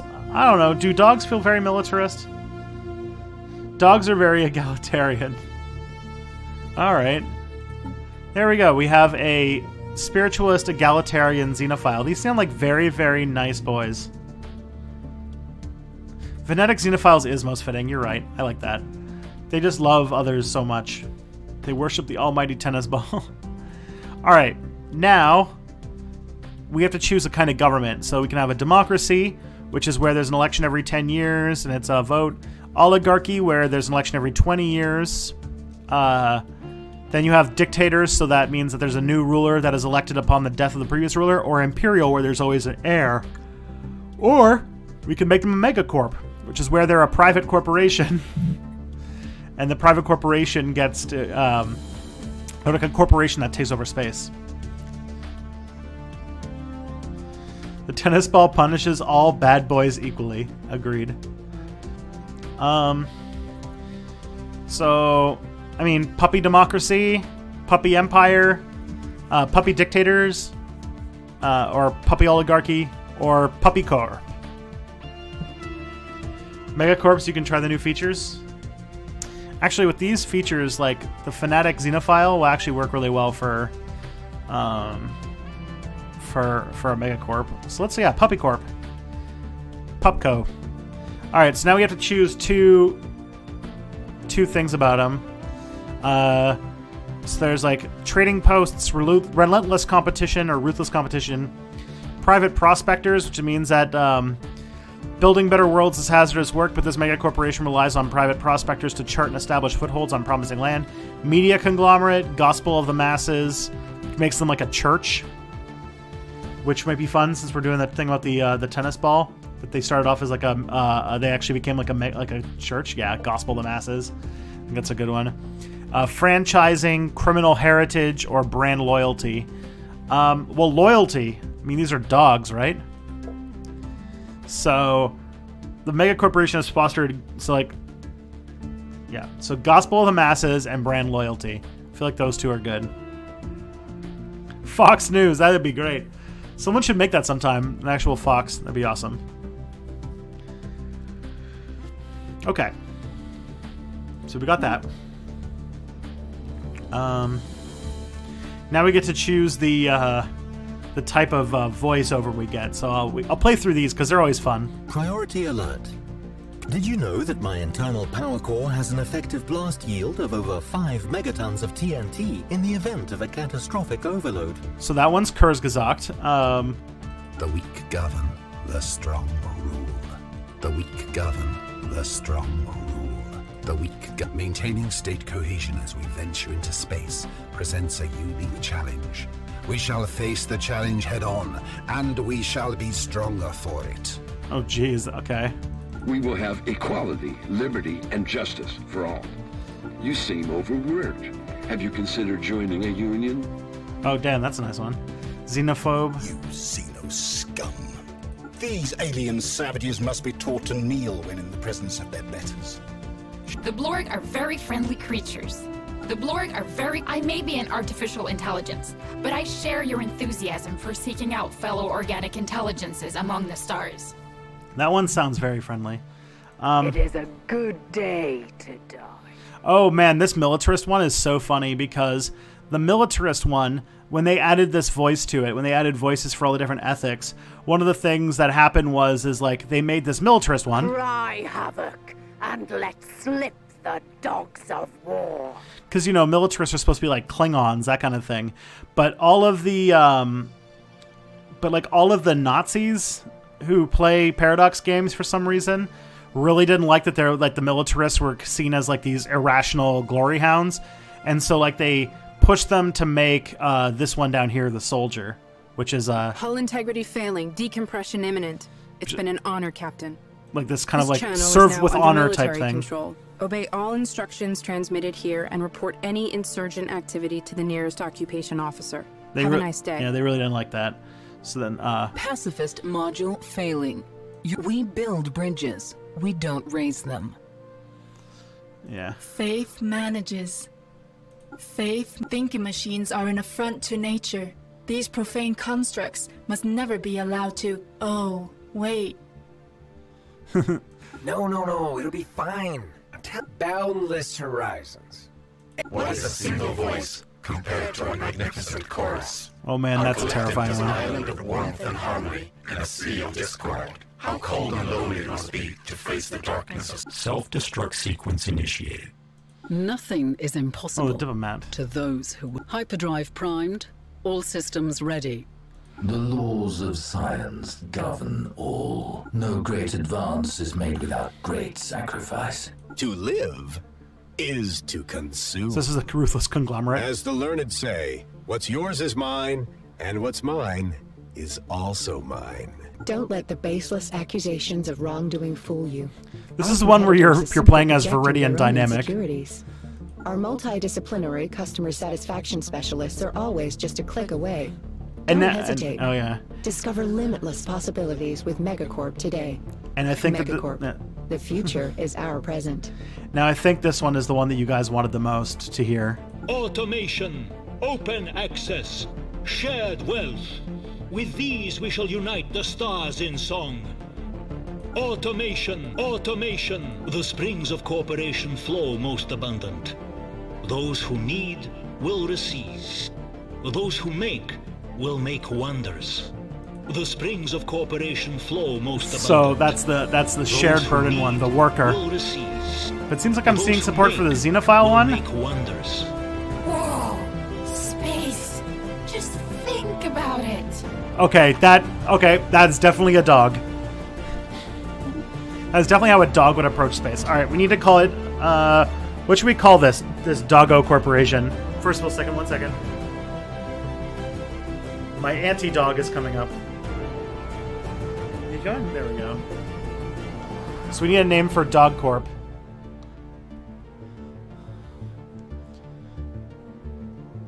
Go Xenophile, it's so puppy-esque, it is.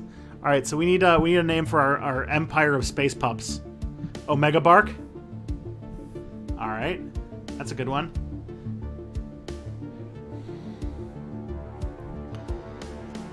Omega Bark. Oh man, Pupco. Holy Tennis Ball Industries. The Lupus Realms. Ooh. Seconding Omega Bark. Alright, let's go with Omega Bark. Alright, and then we'll call it, the adjective will just be Bark. Alright, now we get to make our flag. So I think that we need a tennis ball of some kind. So it's probably going to be under round. What kind of fancy tennis ball could we have? This looks kind of like a fancy tennis ball. It's got a moon in it, but, you know. Our aperture science. Okay. Or Ryukyu. Oh man, that's a good joke. Basically have Tally as your advisor. Oh man, that's true. And then this needs to be circle, and this will be a green. We have bright green? Yeah. And the secondary color will be, I don't know, brown? Brown works. Alright. And our ships... What do our ships look like? Yeah, let's just go with the standard mammalian ships. Third row, fourth column. So let's see. Oh, you want, oh, you do Ryukyu? Make star and crescent. This looks like, this is like Israeli dogs. I think Ryukyu has a lot of, meme potential. We can go with that. Alright. Now we get to make... I'm sorry, we have to design so much. We need a name for our first ruler of the company. First of all, we have to find out what the name of the ruler of the company is, like what their title is, like CEO. And we also need their name while I design the way that this puppy looks.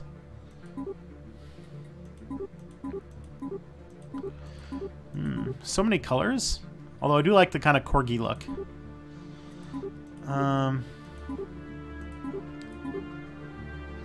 Let's see.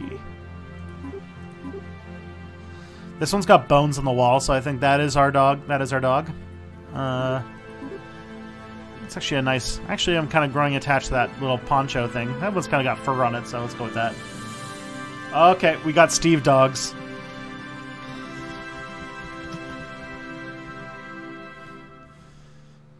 Call him Balto. Oh, man. Alright, but we need a title. We need a title for our good boy. Or girl. I guess we have to go with Steve Dogs as a boy. Alpha? The alpha of the... Alpha Steve Dogs. Alright.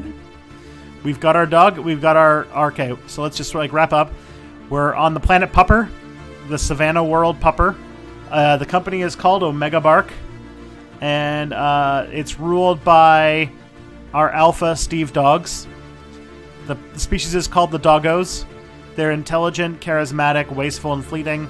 It's a mega church that worships the great tennis ball. They have brand loyalty. They're fanatic xenophiles, and yeah.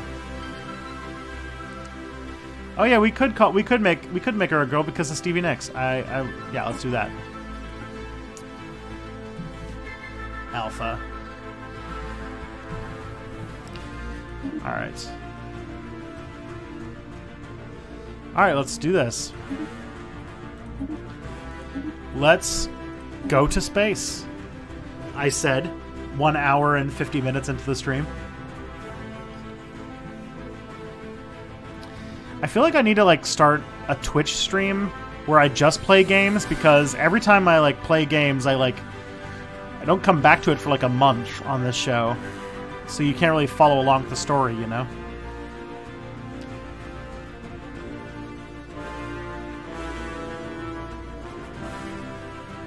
And since Stellaris makes so much, or since Paradox games have so many DLCs that like, by the time we come back to Stellaris, we could end up with a like completely new game.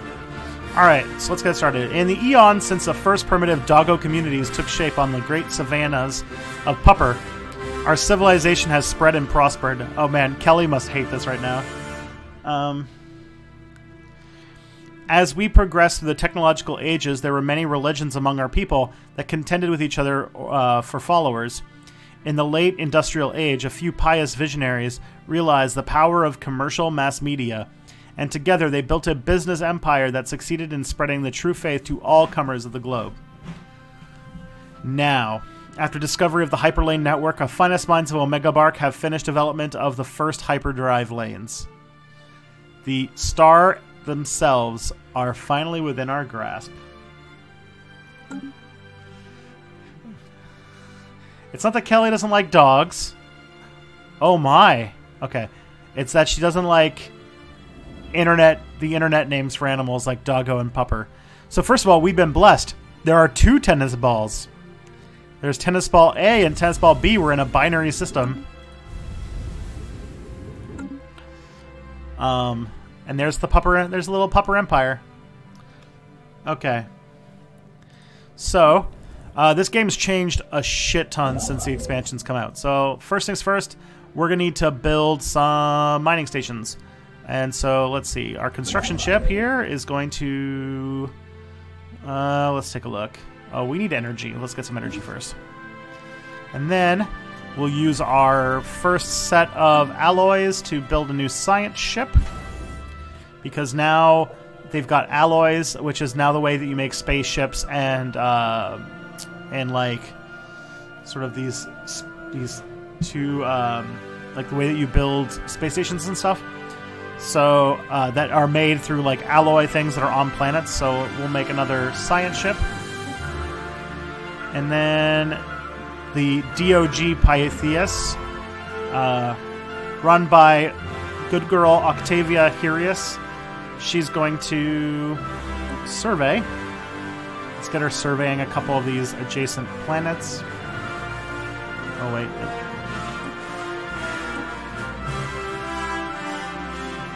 So these are 2 adjacent planets. Praise the tennis ball.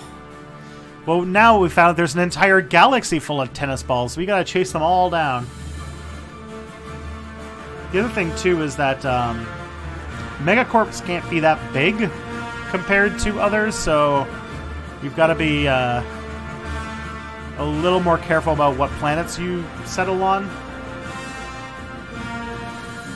So let's roll the clock. Oh, we need science. Alright, so let's see. This one's first. Research output from stations, pretty good. So, Unity. And yeah, let's get some more engineering.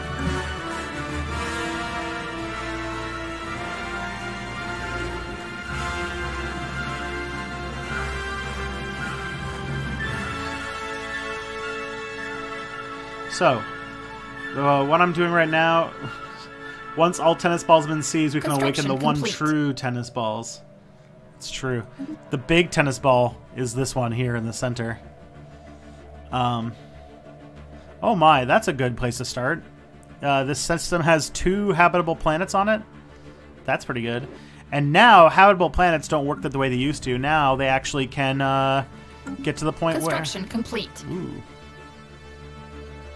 Now, like, the less habitable a planet is, it's just now more expensive to maintain the people who live there. I'm sure someone's going to think of, like, what are the clever ways to do this, or whether, which planets are worth colonizing or not. That's still being worked out in the meta. I'm still following the Stellaris Reddit for that, so we'll figure that out. Does anyone notice that the AI thing in this sounds like Kimmy Schmidt? That's my observation. All right, we need another scientist. Do we go with yeah? Let's go with this one. All right, so now we've got another scientist who's going to survey these systems. Why not? Okay. How's it going, chat? We made it. We're now into space. And our construction ship is now, we've got enough minerals. We're going to build a mineral mining thing right here. So the game's changed quite a bit. Now they've got a bunch more materials and you have to balance a bit more stuff. And also, there's a marketplace now, so you can like be a little bit more, the way they design the game is that you can like specialize your economy a lot more than you used to, and you can specialize your planets a lot more than you used to. Alright, the DOG Pytheas has made a startling find on NKEF 3. The planet is teeming with alien life. For the first time in history, we have encountered life forms that did not originate on Pupper. This amazing discovery has silenced those who believed we were alone in the universe. Although none of the alien creatures found on NKEF 3 are sapient, it's likely only a matter of time before we encounter beings that are. Tristan, do you want tea? Yes, I do want tea.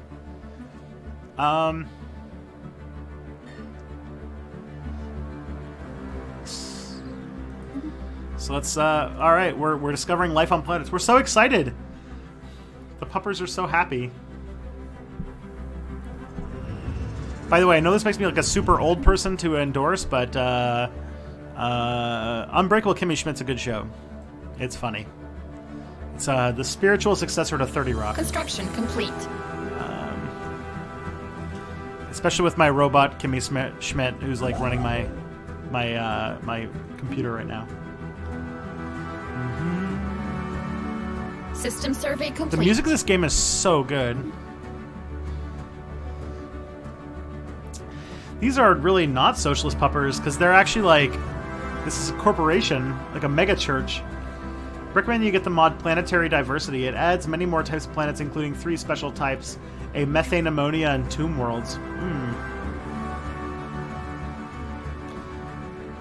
Name one of the ship the Gospel of the Tennis Ball. Alright, let's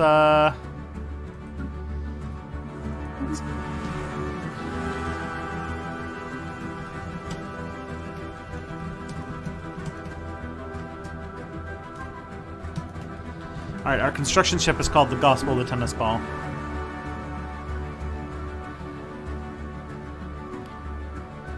It is too late for coffee. I am very sensitive to caffeine, so if I drink coffee after like... Construction complete. 2 p.m., I want to say, I won't sleep. Or at least won't sleep very well. Alright, got a scientific thing. Meanwhile, our construction ship is going to be building some science. Alright. Thoughts on climate change? Sorry if I'm annoying you. No, climate change is possibly one of the biggest deals ever. Yeah. I have been, especially since at IPC's, like, I have been always, like, pretty paranoid about climate change. I became a vegetarian for, like, a year because of it. And, like, I don't know, that IPCC report makes me think it's like, things are way too dire to not make it first and foremost of all the issues that we have to deal with right now. The DOG Pytheas crew has succeeded in isolating a signal embedded within an unusual pattern of interference in the Syricaro system. The signal is a song, a complex sonification of an advanced mathematical equation, to be precise, and one that science officer Seizo Horatius cannot seem to get out of their head. Who or what may have composed this song remains unknown, though its complexity infers an incredible level of technological sophistication regarding subspace harmonics. The signal, geodesics, suggest a point of origin from outside of our galaxy. Oh, that's cool. And we get some science. Is that a triple star system you see? Yeah, there's a trinary system right here. Another one right there. Thanks, Kimmy. Alright, so now we need to expand somewhere. Weeks after the DOG Pytheas' latest fruitful exploratory survey, doggo xenologists are practically falling over themselves to publish their takes on the findings of Sayakaro. So that sounds like doggo Twitter. This fevered storm in the scientific community has had some negative yet temporary impact on the pursuits in other fields. Ooh, all right.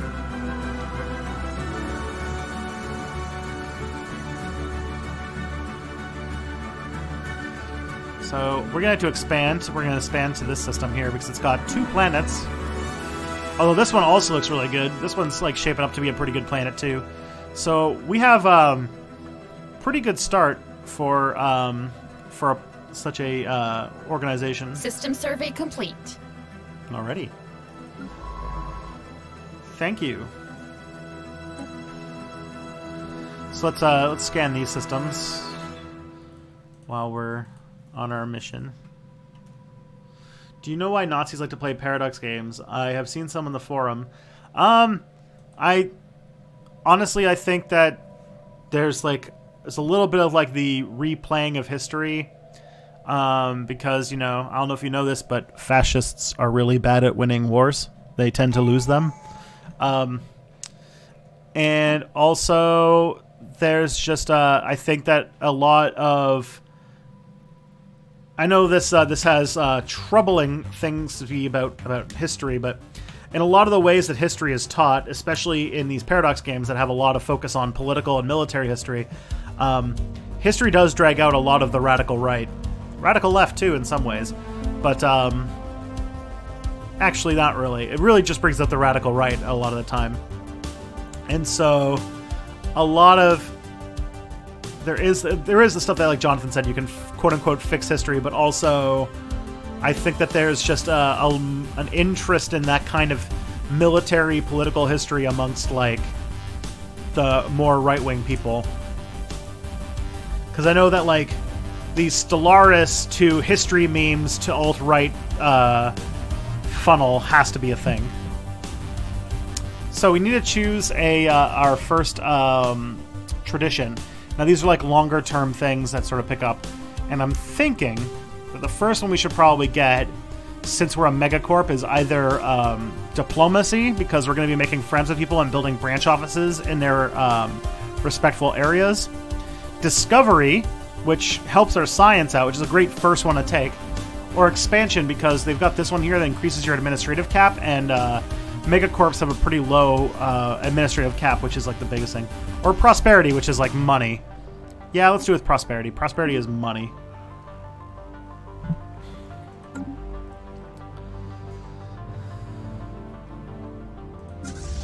And also, we'll probably need to up this because we'll probably be building ships soon. That's another thing we should probably do before I end up having to spend a ton of money. Is let's build our Corvette's design. So, get rid of the auto best. What should we should rename this to the Wishbone class Corvette. We'll move it to the small. Those triple things. And I think the best setup is to have 1 laser, 2 mass drivers, which we'll replace with repeating guns later. Then you get 1 armor and 2 shields, and then autocomplete. Good. All right.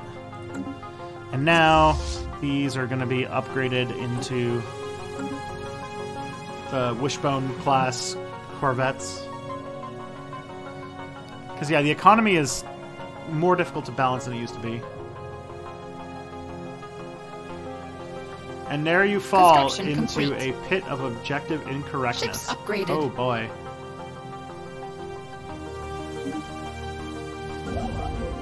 Alright, you build mining station.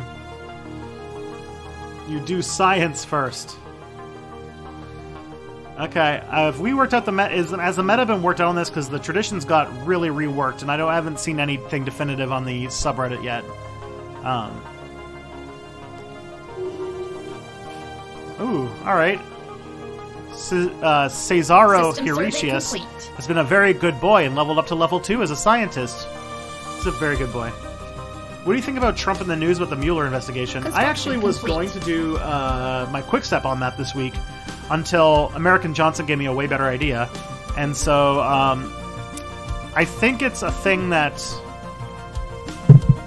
Thank you. Ooh, that's hot. I think it's a thing that... It's interesting that somebody called it... I was listening to a podcast today where someone called it QAnon for System liberals. survey complete. I wouldn't go that far, but it's definitely... Trying to think of the right way to say this. It's definitely not nothing, but I don't think it's as much as a lot of people think it is. Alright, we need to build another building. And in this mine, if we look here, consumer goods or alloys, so we need to build a building. So I think we're going to build... I'm going to get some consumer goods, because if you run out of consumer goods, people get mad. Is Ukraine the new Czechoslovakia? Ooh, I have no idea. Straw graspy? Yeah, it's got there's a hint of desperation to it. Like there's this idea that like liberals think that there's going to be like this big arrest and everyone's going to go down and Trump's going to get impeached and like all that kind of stuff, and I really highly doubt that. What it seems to be doing more is just making his campaign or making his government just extremely hard to Construction complete. Keep anybody around, and I mean there's a benefit to that. So I guess it's done that, but like honestly, the stuff that I'm... Please turn it down a bit, it's hard to hear you. Yeah, I was wondering if that was going to be an issue. So, there we go. Alright. Okay, let's move ahead. System survey complete. System survey complete. Awesome, awesome.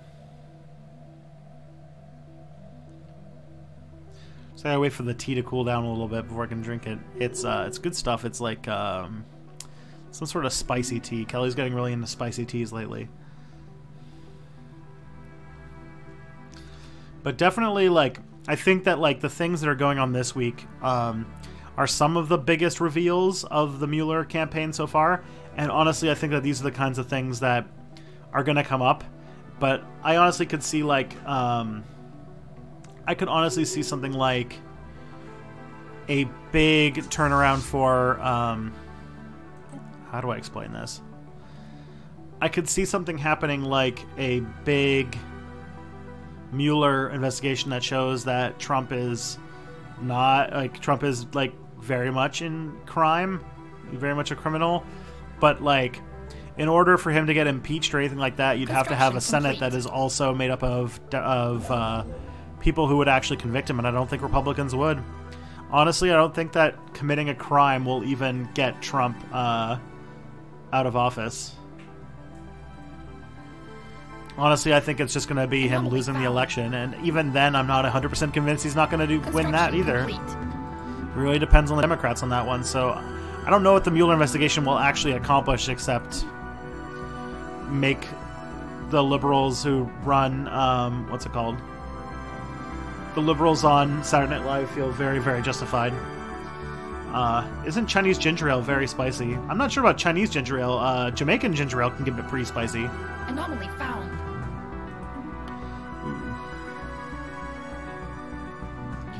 And yeah, Pence presidency would be pretty bad as well. Feels very much like what George H.W. Bush was like when he was after Ronald Reagan. The magnetic field of Jezome 6 experienced a complete reversal when it was being served by the DOG Pytheas. The rare event has interchanged the positions of the planet's magnetic poles. Fortunately, it was all recorded by the sensors on our ship, providing our scientists with a lot of valuable data. Yay, physics.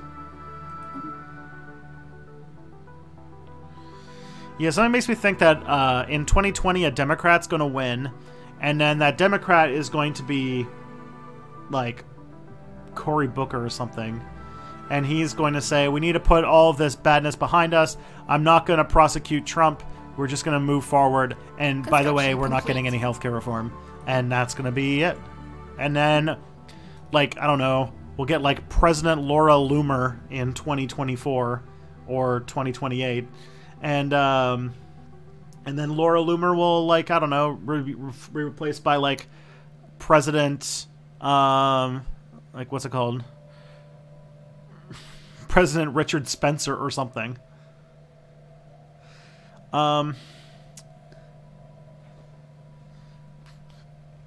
A small short-range transmitter has been located on the surface of Jezime 4A. It appears to be a heavy, ancient survey marker placed there aeons ago to mark a large deposit of precious metals. The miners it is meant for evidently never arrived, as the deposit is still there. Nice. That's pretty good.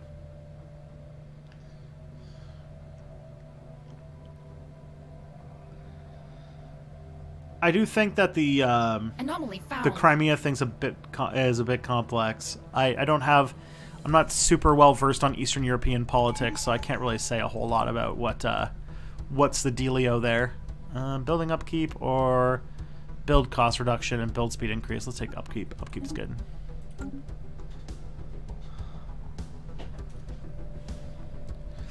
Like I got asked to do a video about what's going on in Crimea with Ukraine and Russia, and I do not feel qualified to talk about it, to be honest. Ooh, that's a nice 9 trade system there. I might have to, depending upon how that works out, I might have to, you know, expand there or something.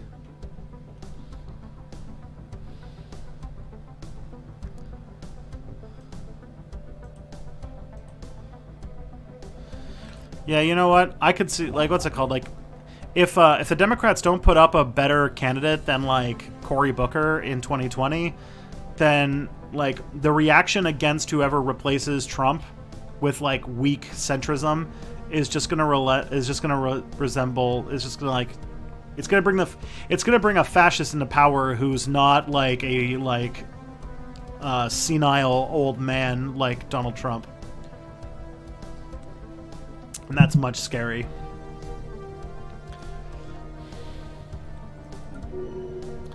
Alright, we need to find a new thing for my construction fleet to do, but I don't really want to take... This star looks like it sucks. All it has is 2 energy. This is a planet, but we don't really need planets all that much. I'm thinking this one is probably going to be the next one I take, so I'll just send my guy over there to do that. And then after that, they'll send some scientists to go look at these neighboring star systems, see if there's any good ones there. We have to be very, very careful about what planets we take or where we expand if we're a megacorp, because megacorps are not designed to get huge. They're designed to just sort of... what they do is they can expand into other empires' territory with things called branch offices. That's basically it. And then we'll channel our money into other things.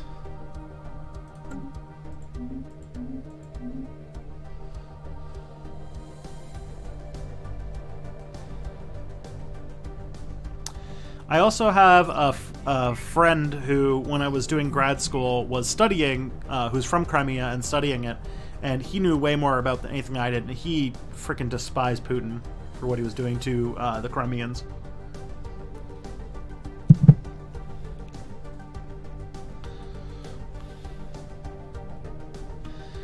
Oh man, you guys trolling the chat. We have discovered an abandoned solar ship in orbit around Jezime 9. This sublight vessel was built by an unknown culture and appears to be several thousand years old. One of the massive sails is a large tear where some kind of object passed through, most likely a meteoroid, which appears to have disabled the vessel. Though technology of the ship is severely outdated, it does possess some interesting engineering design choices. Is this like Oumuamua? Like, this looks like that, if you guys remember, there was that asteroid that went through our solar system like a few months ago that was moving really fast and looked like it came from like an outside of the extrasolar object. And there's some people who were thinking that it was a solar sail thing because of the way how fast it was moving or something. I don't know. It's most definitely not real, but or most definitely not, like, true that it's, like, an alien spacecraft, but, that just reminded me of that thing.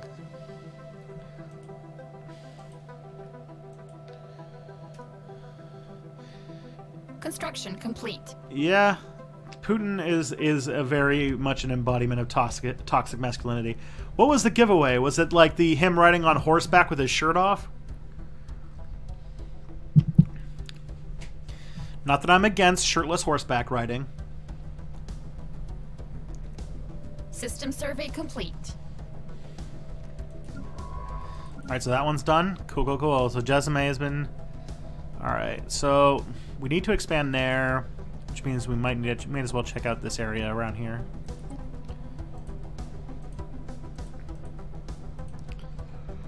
And we'll expand this ship to Jezime.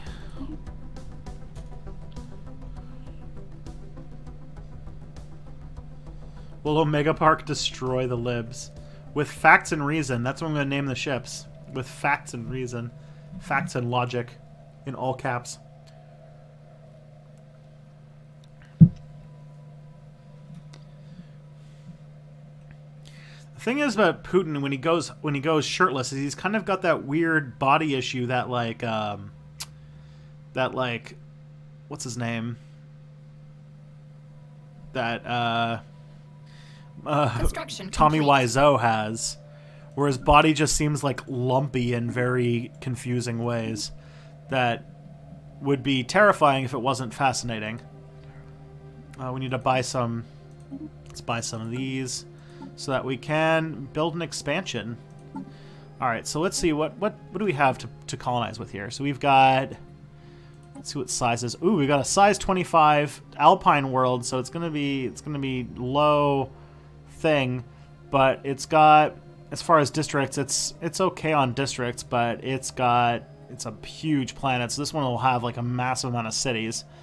5% habitability, governing ethics, attraction, atmospheric aphrodisiac. That could be fun. Population speed will grow, so this will become a very big planet, although like the low habitability makes me a little concerned. While the only good habitability planet we have is this one, but it's only size 13. But it has a lot of energy sectors for a 13 size planet, which means that we could probably turn it into an energy main planet. And that means that you get a bonus for energy, so it can become like kind of like this like generator planet, which would be nice. But this is a big planet, and I feel like we're going to need a big planet because we're going to be building a lot of cities. So maybe we should just bite the bullet and get this, take this and have it. All right, we need a name. What's the colony we're going to build on Jezime? This big planet on Jezime. We need a name for it.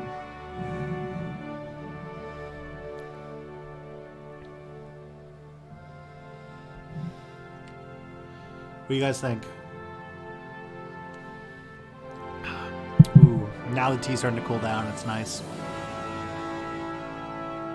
The peeing post. All right. The peeing post of the doghouse or Algamon. All right, I think peeing post is a good one. We're marking our territory on this planet. So we'll build our first thing. I gotta figure out what how bad the low what's it called, the low habitability planets are, like how bad that is. Like I said, everything's been changed up so much for this patch that it's really tough for me to play optimally because really nobody's worked this stuff out yet.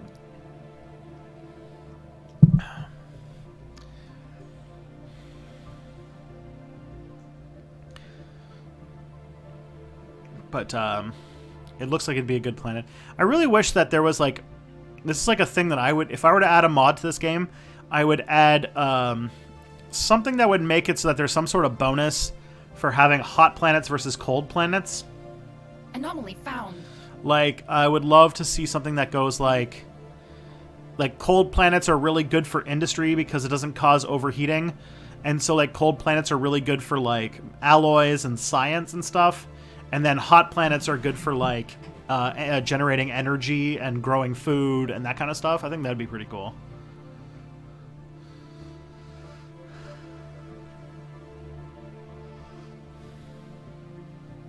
There are too many Codys. Yeah, that's a bit true. It's like alternate history hub and some more news and was like Cody's lab. All right. Upon closer examination, we have discovered that a smaller asteroid consisting almost entirely of precious metals recently collided with TFB QW1. This small but dense cache of metals was hidden just beneath the asteroid's surface, but now that it has been discovered, it should be accessible to mining. Oh, man. Are you plotting a Cody genocide? No, thank you. I don't like hurting anybody, especially people named Cody. But especially people named anything else.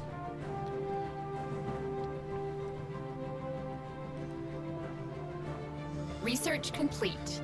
They should just give themselves, there's just, because there's so many Codys, we need, like, them to just give themselves serial numbers. So we can, like, refer to, like, oh, that's Cody 37B, okay. I know that one. Construction complete. Alright. So we've got our engineering done, so let's see, what's next? Holographic cast, which allows alloy megaforges, which would be kind of nice, but you need to get, that, a rare material for that, or just flat out minerals. Everyone loves those. Oh yeah, and we got new physics too. More energy, s'il vous plaît.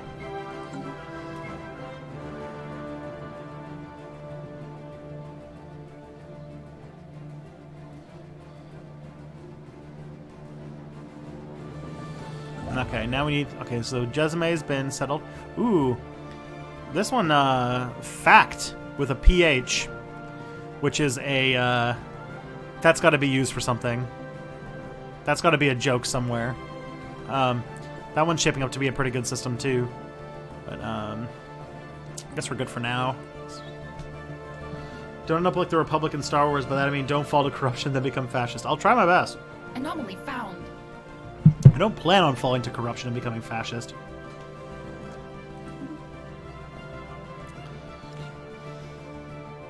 Get this planet to own the libs.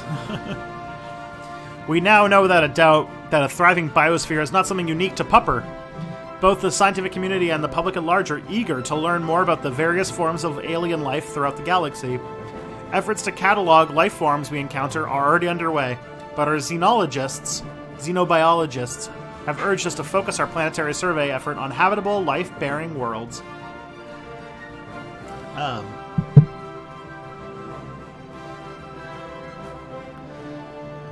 Facts don't care. PH facts don't care about your PH feelings.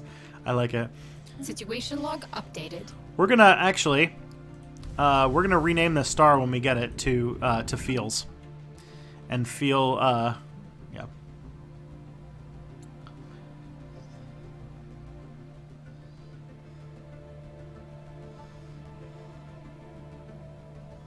Both sides. Oh man. You people. People are also funny. How close are we to having another pop girl on this planet? We're still a whiles away. So we can start building some spaceships. Research complete. Research complete. Alright, Unity. Do you like Unity? Alright, more food. I think food is the best one to get at this point.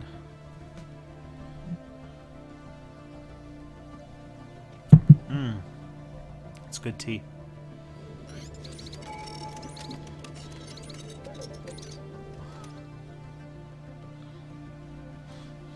It's been summoned. Oh, jeez. The structures on Fact 2A are not as old as we first believed. It seems to be a playground or amusement park of some kind. Science officer Seizo Horatius notes that many of the contraptions are highly complex creations that we can learn much from, and that, to the builder's alien eyes, might have been a cutting-edge sensor array or even a gigantic art installation. Regardless, to us doggos, it looks mostly like a place where you would take your young and let them amuse themselves.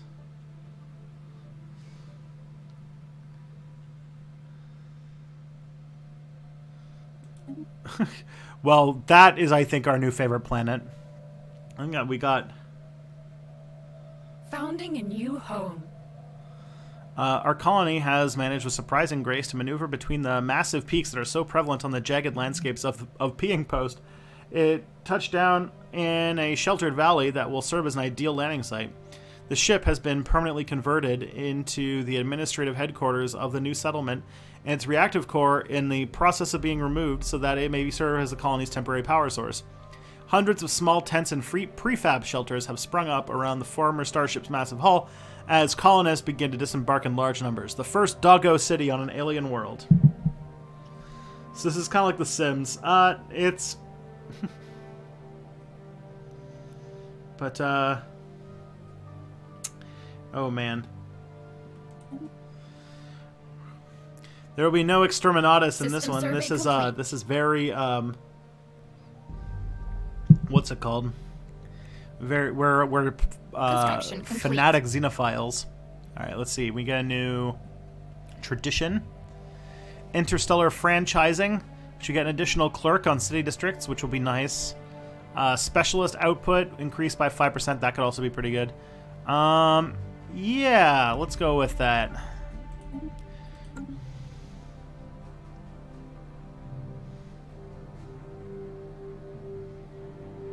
I'm not knocking The Sims. I mean, The Sims has such a fanatic follower base. I imagine they're doing something right.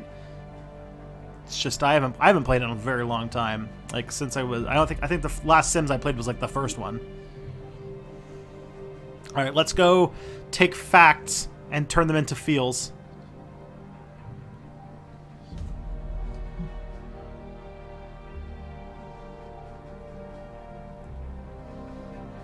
Let's do that.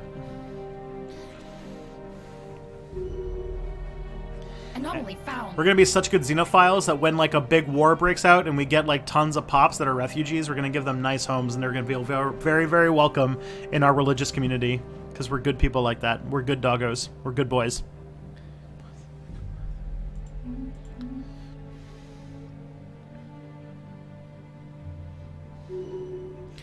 All right. So we have discovered artifacts from an ancient civilization on Nithascal II. Incredibly, the civilization, which apparently is referred to itself as the Cybrex, seems to have been made up of machines that were linked together in some sort of collective consciousness. The age of artifacts indicate they were active some 600,000 years ago, in this portion of the galaxy at least, but we have learned nothing of their exact origins. According to a partial data fragment that our scientists managed to extract from one of the artifacts, the Cybrex at some point launched a crusade to destroy all sapient organic life in the galaxy for reasons unknown. See, like, this is like my, what I love about Stellaris is how when you play this game, like, you just get to enjoy, like, the emergent storytelling and the story that has been written to this is just so nice. Situation log updated. Makes me happy. Ball is life. Tennis ball is love. Tennis ball is life. Oh, man. Oh, my. The DOG Pytheas has discovered a previously unknown strategic resource on Nithascal 2b dubbed volatile motes. That's what we needed for that holographic forge thing. Those Cybrex do seem like some bad doggos. Dubbed volatile motes. These preternatural particles, that was a fun thing to say, contain a tremendous amount of energy, which could be exploited in energy production as fuel or even as explosives. Ooh. While we do not yet possess the means to extract this resource, we should seriously consider establishing control over the system for future exploitation. Okay. Definitely, where do we find that? Where was that again? Oh, Nithascal here? Alright, that sounds like a good anomaly place. Found.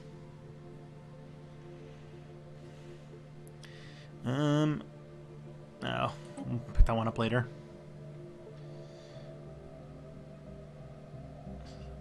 Man, where... So, like, you guys just had, like, a long debate about the lore of the Jedi in Star Wars. Is that, like, from, like, a book or something? Because I don't remember that being in any of the movies. Now, I haven't seen the prequels in a long time because they were really bad, but, I don't know. What did I miss something? Alright, we've got lots of... We're going to make another alloy plant, I think. Sounds like a good idea.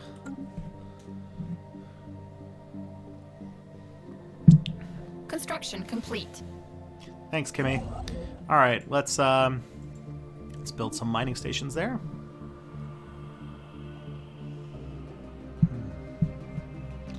Knights of the Old Republic 2, huh?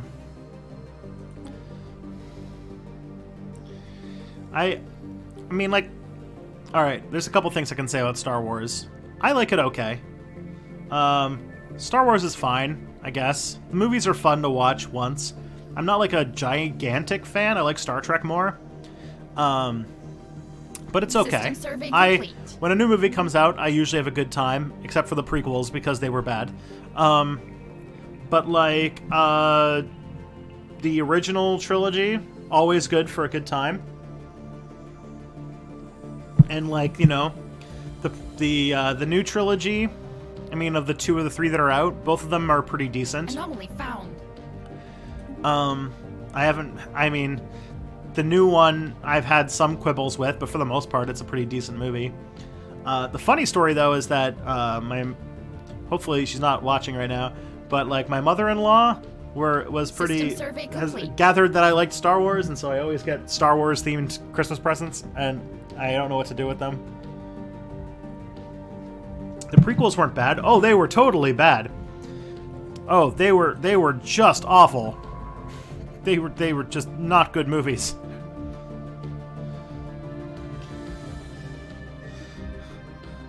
You can tell that George Lucas is definitely one of the he's one of those creatives that needs people criticizing him in order to in order for him to be a good creative. Because the prequels were made where basically he had no criticisms, and he made the movies were just disasters.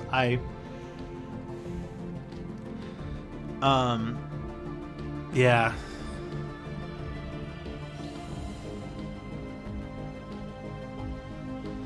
Like, I'm not like, you know, I'm not gonna go full like Red Letter Media and be like, these are like the worst things to ever be made. Like, there are way worse movies, especially given that like in the 21st century we like make movies via focus groups and committees, and they're like completely uninspired messes. But like, I don't know, just like a lot of the Star Wars prequels look like they were just not inspired, or like there was just no like polishing that went into the script or something, because some of the parts make no sense and the lines are just cringeworthy, and it's like as if George Lucas just like didn't do a lot of takes and didn't super care about getting a good performance out of the actors. Like, like we learned later, you know, Natalie Portman is a great actor. She's like with Black Swan and like and Annihilation and like all those, like, she's really good. But like in that movie, oh my god, she just does this like complete like deadpan performance that I just don't understand, because she was probably just bad direction. The other one too, what's another one? Hayden Christensen, I think his name is. Oh god, he's like a model. He's not a good actor. Do you think Disney saved Star Wars? I mean, maybe. I think that the Disney Star Wars movies are okay. I think that there's like a rush to hate them because right now we're kind of getting overly bombarded with like this like cultural necromancy that has defined like the 2010s. Let's see, if Cody's here, you could tell your brother that there is one thing that defines the 2010s, and that's cultural necromancy, where we no longer make movies that aren't based on things that we've already made. And like that has made it kind of like tired us out about the creation of like, if Star Wars had been brought back in any other context where there wasn't like 3 Marvel movies coming out a year and like every single book that gets onto the top 100 bestsellers on New York Times gets like a 7-movie deal, then I think that we'd be really excited. And these Star Wars movies would be really good, but they're just in this flood of like mining anything that's even vaguely recognizable for cash. And I think that even the and also making too many of them. Like, I think we're in like kind of a situation where like even the people who are making Star Wars have said that after this trilogy's done, they're going to slow down and they're going to make them a bit less often. They haven't really talked about what that's going to look like, but they have kind of backed off. They said they're going to back off pumping them out so fast, which I think is a good thing, because some of those recent Star Wars movies, like I haven't seen the Han Solo one yet. I think Thought Slime saw it and he said it was good, but a lot of people said it's bad. But I haven't seen it. I have to judge for myself. But I actually didn't hate Rogue One as much as people were telling me that I should have. But oh, yeah, we're supposed to rename the system to Feels. Let's do that real quick.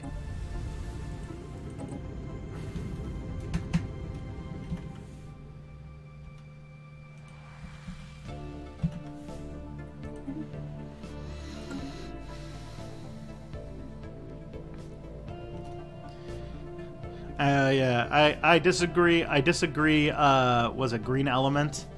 Postmodernism actually rules, and I have said many times on my channel why I think so. But that's just like your opinion, man.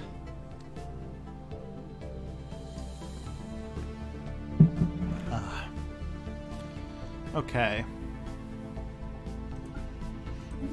Let's take that one.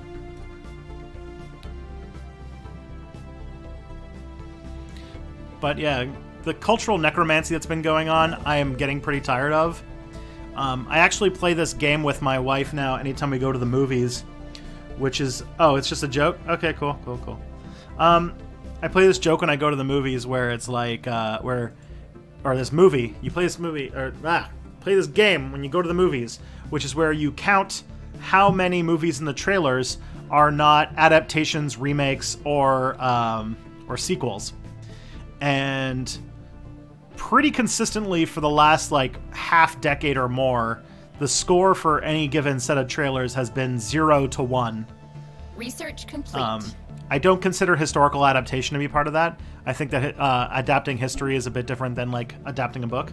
But I really would love if we could find a way to successfully market movies that were not based on other things. It just shows that like cinema is kind of like no longer like the main thing anymore, because like in the past movies were such like a big deal that like you'd have TV shows based on movies, but now you can't really do that because like now it seems like movies are just like no longer so big in like our consciousness that like we don't like now I don't know, it's just like I wish we could make movies that were new and based on things. That's all. Or not based on things.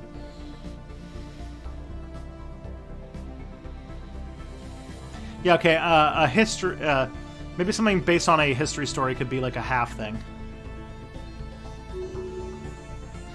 It's true, System yeah. survey complete. The fact that Jordan Peterson is afraid to debate Richard Wolff, mostly because Richard Wolff would spank that guy. Like, I feel like we're hitting a new level with the Peterson stuff, because like Jordan Peterson's getting to the point where like his I said this at the fan meetup we did in Toronto last weekend, which is that I think that I'm pretty convinced, and for the last like 6 months, and it's starting to bear true, that Jordan Peterson is his 15 minutes are up.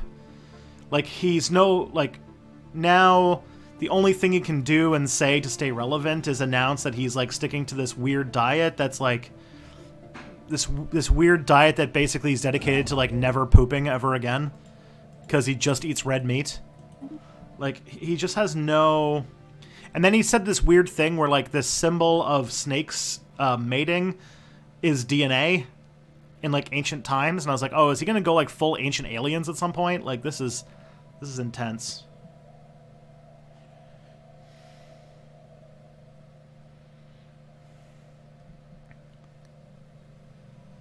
But that's up to you. That's like. Research complete. I think the lobster boy is almost at an end. Construction complete. Alrighty. Construction complete. Let's take that one. Thank you, Kimmy. Anomaly found. You know what I am excited for? Even though it is an adaptation, I'm excited for the Captain Picard show. Apparently they've just started filming it, and they've got 8 episodes laid out. Or not they've started filming it, they announced that they're going to be filming it in California. And so I'm pretty excited to... I really want to see the Captain Picard Star Trek show. I think that's going to be really good.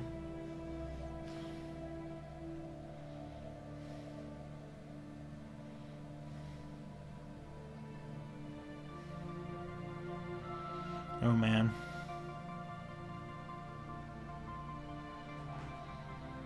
I have not seen the Red Letter Media take on the Picard show. Are they cynical and pessimistic about it? Thoughts on Nostradamus? I think Nostradamus is... I say the same thing about Nostradamus that I think I would say about... maybe not about horoscopes.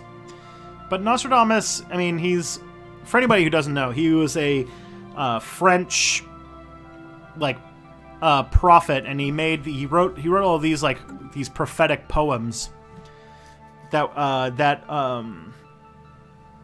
are just vague enough that you can make them apply to a lot of things.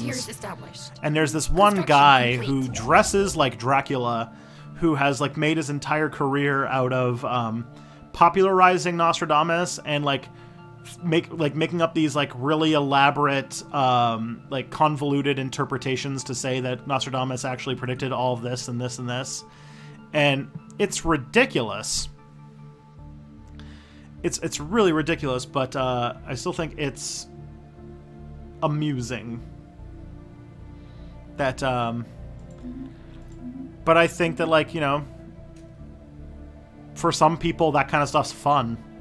And as long as you realize to not take it seriously, then, you know, why not? You know, spooking yourself or making those kinds of things can sometimes be amusing.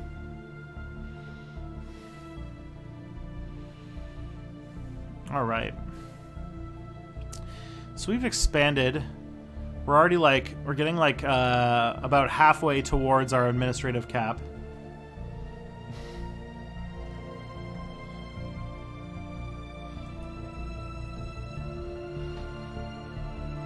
But I swear, there's like one guy who is like the Nostradamus interpreter, and he's like in every single Nostradamus documentary that's ever been made. And he dresses like Dracula. And now I don't want to like knock anything about goths, but this is a guy who like looks like... It's not so much he dressed like he goth, he dresses like he's like always at a Renaissance festival.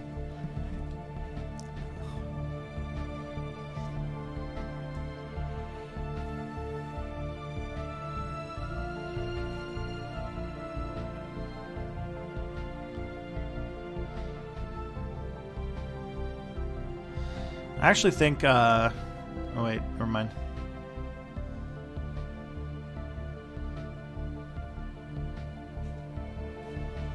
That man is living his best life. I mean, he made an entire career out of, telling people that this, like, dead French guy who basically just got, like, super stoned on stuff, and then wrote this, like, really, like, far-out poetry, saying that he's like some sort of prophet who can predict the future, and just trying to twist whatever he says into being prophetic in any place. So, you know, there's that. Ooh, this looks good. Complete. Ooh, we got some science done. All right, more food. Good stuff. Everyone likes food. Off-world trading company. Oh yeah, we definitely want one. We definitely want this. Let's do that. Alright, I think the next place I'm going to expand to is here, because this looks like a pretty good system with lots of volatile moats. Looks like we're going to be the volatile moats corner of the market on those.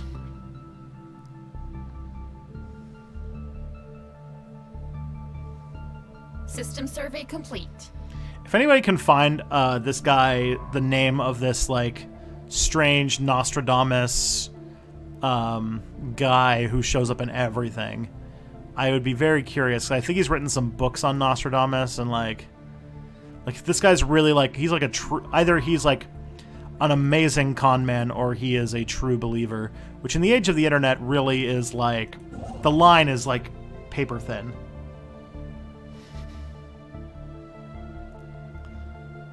Anomaly found.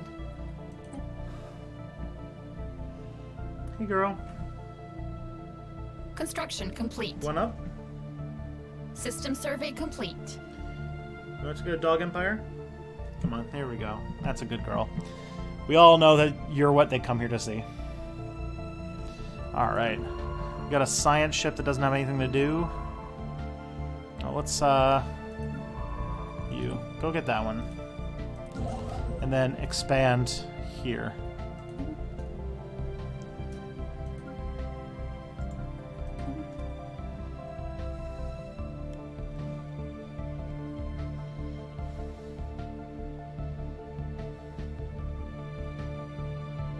Oh, jeez. Is this how you're going to do this, Phoebe? This is how you want to relax? Alright. She's a very strange cat.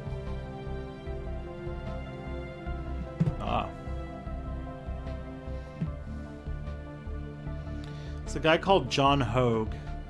Let me just do a quick Google image search, and I will...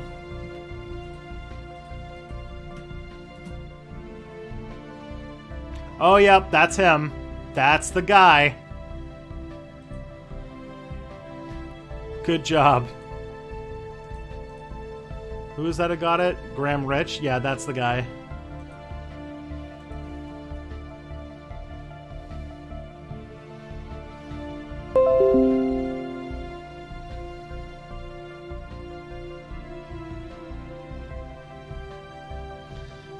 Coloration or cloud will make two suns appear. Imposing hound will howl all night when the priestly aristocrat changes hands. This is Nostradamus predicting doggos. Excellent. Very good. Is that even in the quatrain style, too? He wrote his poems in a very specific way. Is anyone going to see Detective Pikachu? Oh my god. I do not know about that movie. I am so confused about that movie. I mean, they definitely get that, like, Pokemon's fan bases...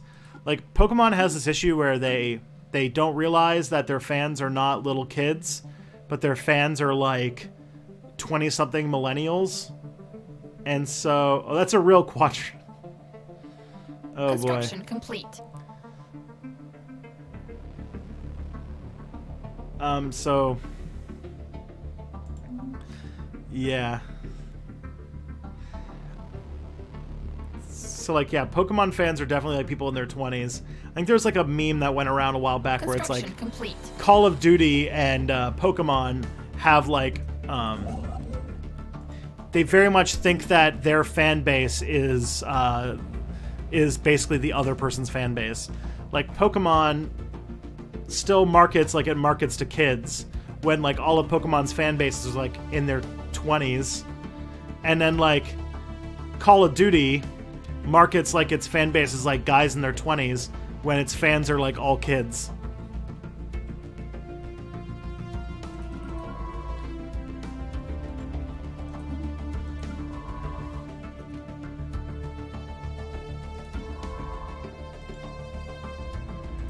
Okay, you. Go to there. And then you. So do this.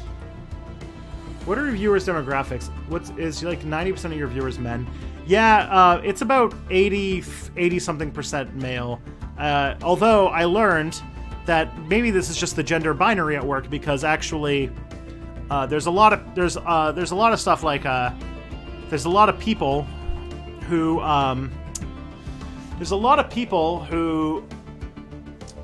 register as men when they're not men on YouTube in order to avoid harassment. And at the same time, when I found out that, like, it was mostly men, but then I started the Discord and found that, like, actually, like, a huge percentage of the Step Back audience is non-binary people, which is, I think, really interesting. So maybe those numbers aren't as accurate as people like to think, but I have been told that, like, I've shared my numbers and stuff, and people all over the YouTube education area are actually, like, people all over the, like, YouTube education realm are very convinced that, are like, all dealing with the fact that, like, a majority of their audience are men, and we don't know why, and we're trying to solve that problem. So that's, like, a thing. Also, the other demographics things I could talk about are that the audience is primarily people between 25 and 35, though anecdotally I can say that on Discord and in these streams, the average age goes way down. So I think while the majority of my audience by numbers are between 25 and 35, the most dedicated audience are probably younger. And also, the audience base is primarily in the United States. About 42% are American.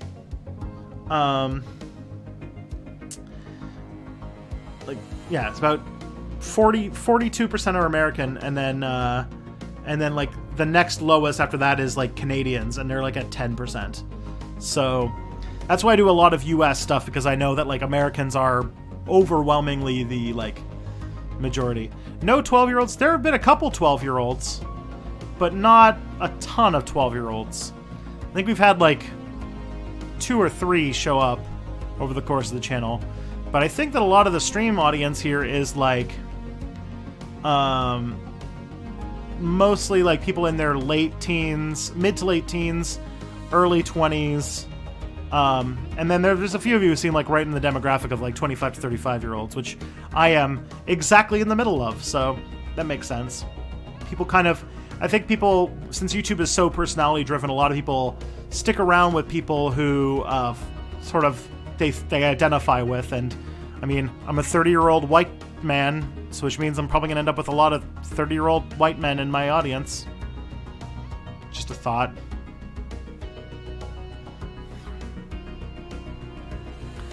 Alright. So, what can only be described as a dimensional portal has been discovered on a remote location on the peeing post. Weather prediction algorithms noticed a strange air current, which was eventually determined to be caused by the slight leakage of atmosphere into the portal.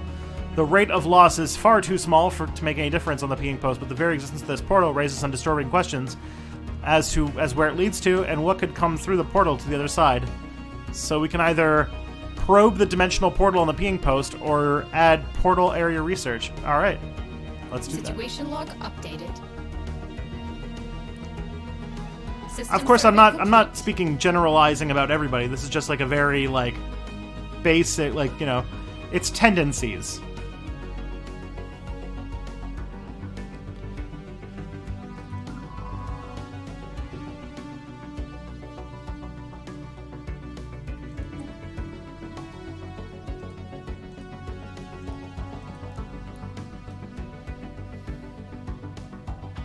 Man, I'm getting like a little demographic survey in the chat here. This is awesome. I'm learning a lot about the stream audience.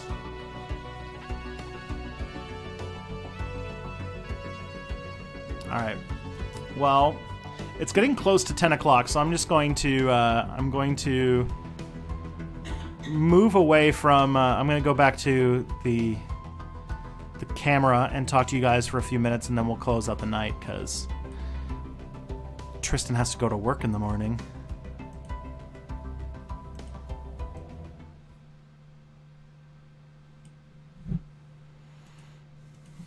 And then we can pick that up maybe next time. Alrighty. We're not just the audience, we're the shitposting audience. Well, you know, You have a wheelchair because your muscular dystrophy. Oh my. It is roughly 9, my dude. Well, not in Toronto. Slightly turkey guy. I'm learning quite a bit. I'm learning quite a bit about all y'all. Of course, John Hogue is a Trump supporter. Why does that not surprise me? What? I have to learn more about this fascinating man. I haven't followed him since like the 1990s, so I did not know that he's still doing stuff. But he would have to, because his like entire thing is about predicting this guy as a prophet. So, oh man. But yeah, that's a new Stellaris expansion. Sorry, it starts so slow, so I couldn't, like, you know, go to random war with somebody or something. Thoughts on H.W. Bush? I did a big tweet thread about H.W. Bush, about his passing, but honestly, he was a kind of forgettable president who the things he did do were not great, but he mostly rode on the coattails of other more ambitious people. And those ambitious people did terrible things. He was a serial philanderer and caused a lot of misery to a lot of parts of the world, especially Iraq. If he, like many presidents in American history, if the Nuremberg trials were applied to him, he would definitely be he would definitely have been, you know, brought up for war crimes. And you know, he was just not a good president, not a very ambitious person. Apparently pretty sleazy. Like, he cheated on his wife a whole bunch and, like, groped a 16-year-old girl. Like, he was just not good in many ways. And I think the biggest thing is, like, there's been some people who bent over backwards to try and talk about how much of a great man he was when he died. Like, you know, probably I think... Actually, but like not as many as like before. Like even what's his name? Even the crooked media people were shy about saying anything about George H.W. Bush. From what I have heard through the grapevine, all they really did was retweet what Obama wrote. But yeah, George Bush was a imperialist warmonger who didn't seem to have all that great of a personality and committed a lot of war crimes. So, you know, not a fan. I have not read Michael O. Church's 3 Ladders of Classes in the United States. Could SDI have worked? So you're talking about what are you talking about, SDI? I want to make sure I'm talking about the right thing.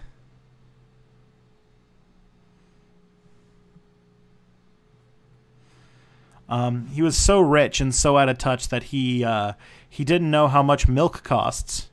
I think that was like one of the big things that made him lose a lot of support during the election. But yeah, like, he had a lot of evangelical support, but like the things that he did to stratify and move all of the wealth of America upwards towards the rich is not very Christian of him, to be honest. Thoughts on Thought Audit, aka the Swerf campaign? I've never heard of this. I feel like I've been missing a lot of internet with my job, which is weird because it's a job where I spend a lot of time on Twitter. All right, everybody. Thank you guys so much for coming out. I want to tell you guys what's going to be happening over the next few weeks. So, first thing is I'm going to have a video coming out this week. I'm going to try to get a video. I have a video schedule is going to be regular this week and next week. I'm going to try to get an extra video out for the 27th of December. And but there won't be a Step Back Tonight next week or the week after, because I will be at a Christmas party next week and I'll be in America the week after. So I can't go to either. And it's also Christmas Day 2 weeks from now. So that won't happen. But on January 1st will be the next stream I do, and it'll be New Year's Day. It'll be in the afternoon, so it'll be friendly for your Europeans. It's sort of our collective hangover stream where we talk about Step Back in the last year. It's the thing I do every January 1st, so we'll do that. And then you know, I'll miss you guys. I love doing these. And I hope that you guys have a wonderful holiday season and keep watching Step Back. I'm still gonna make sure there's content on for the next 3 weeks, and I'm working on a script for the next big Step Back video. I hope you like the AIDS video. I worked on that really hard, and I hope to do another. I'm working on another one right now. Anyways, y'all are disappearing, so please have a good evening. Stay safe. Drive nice. Don't do vegetables. Stay in drugs. You know. All right. See you later.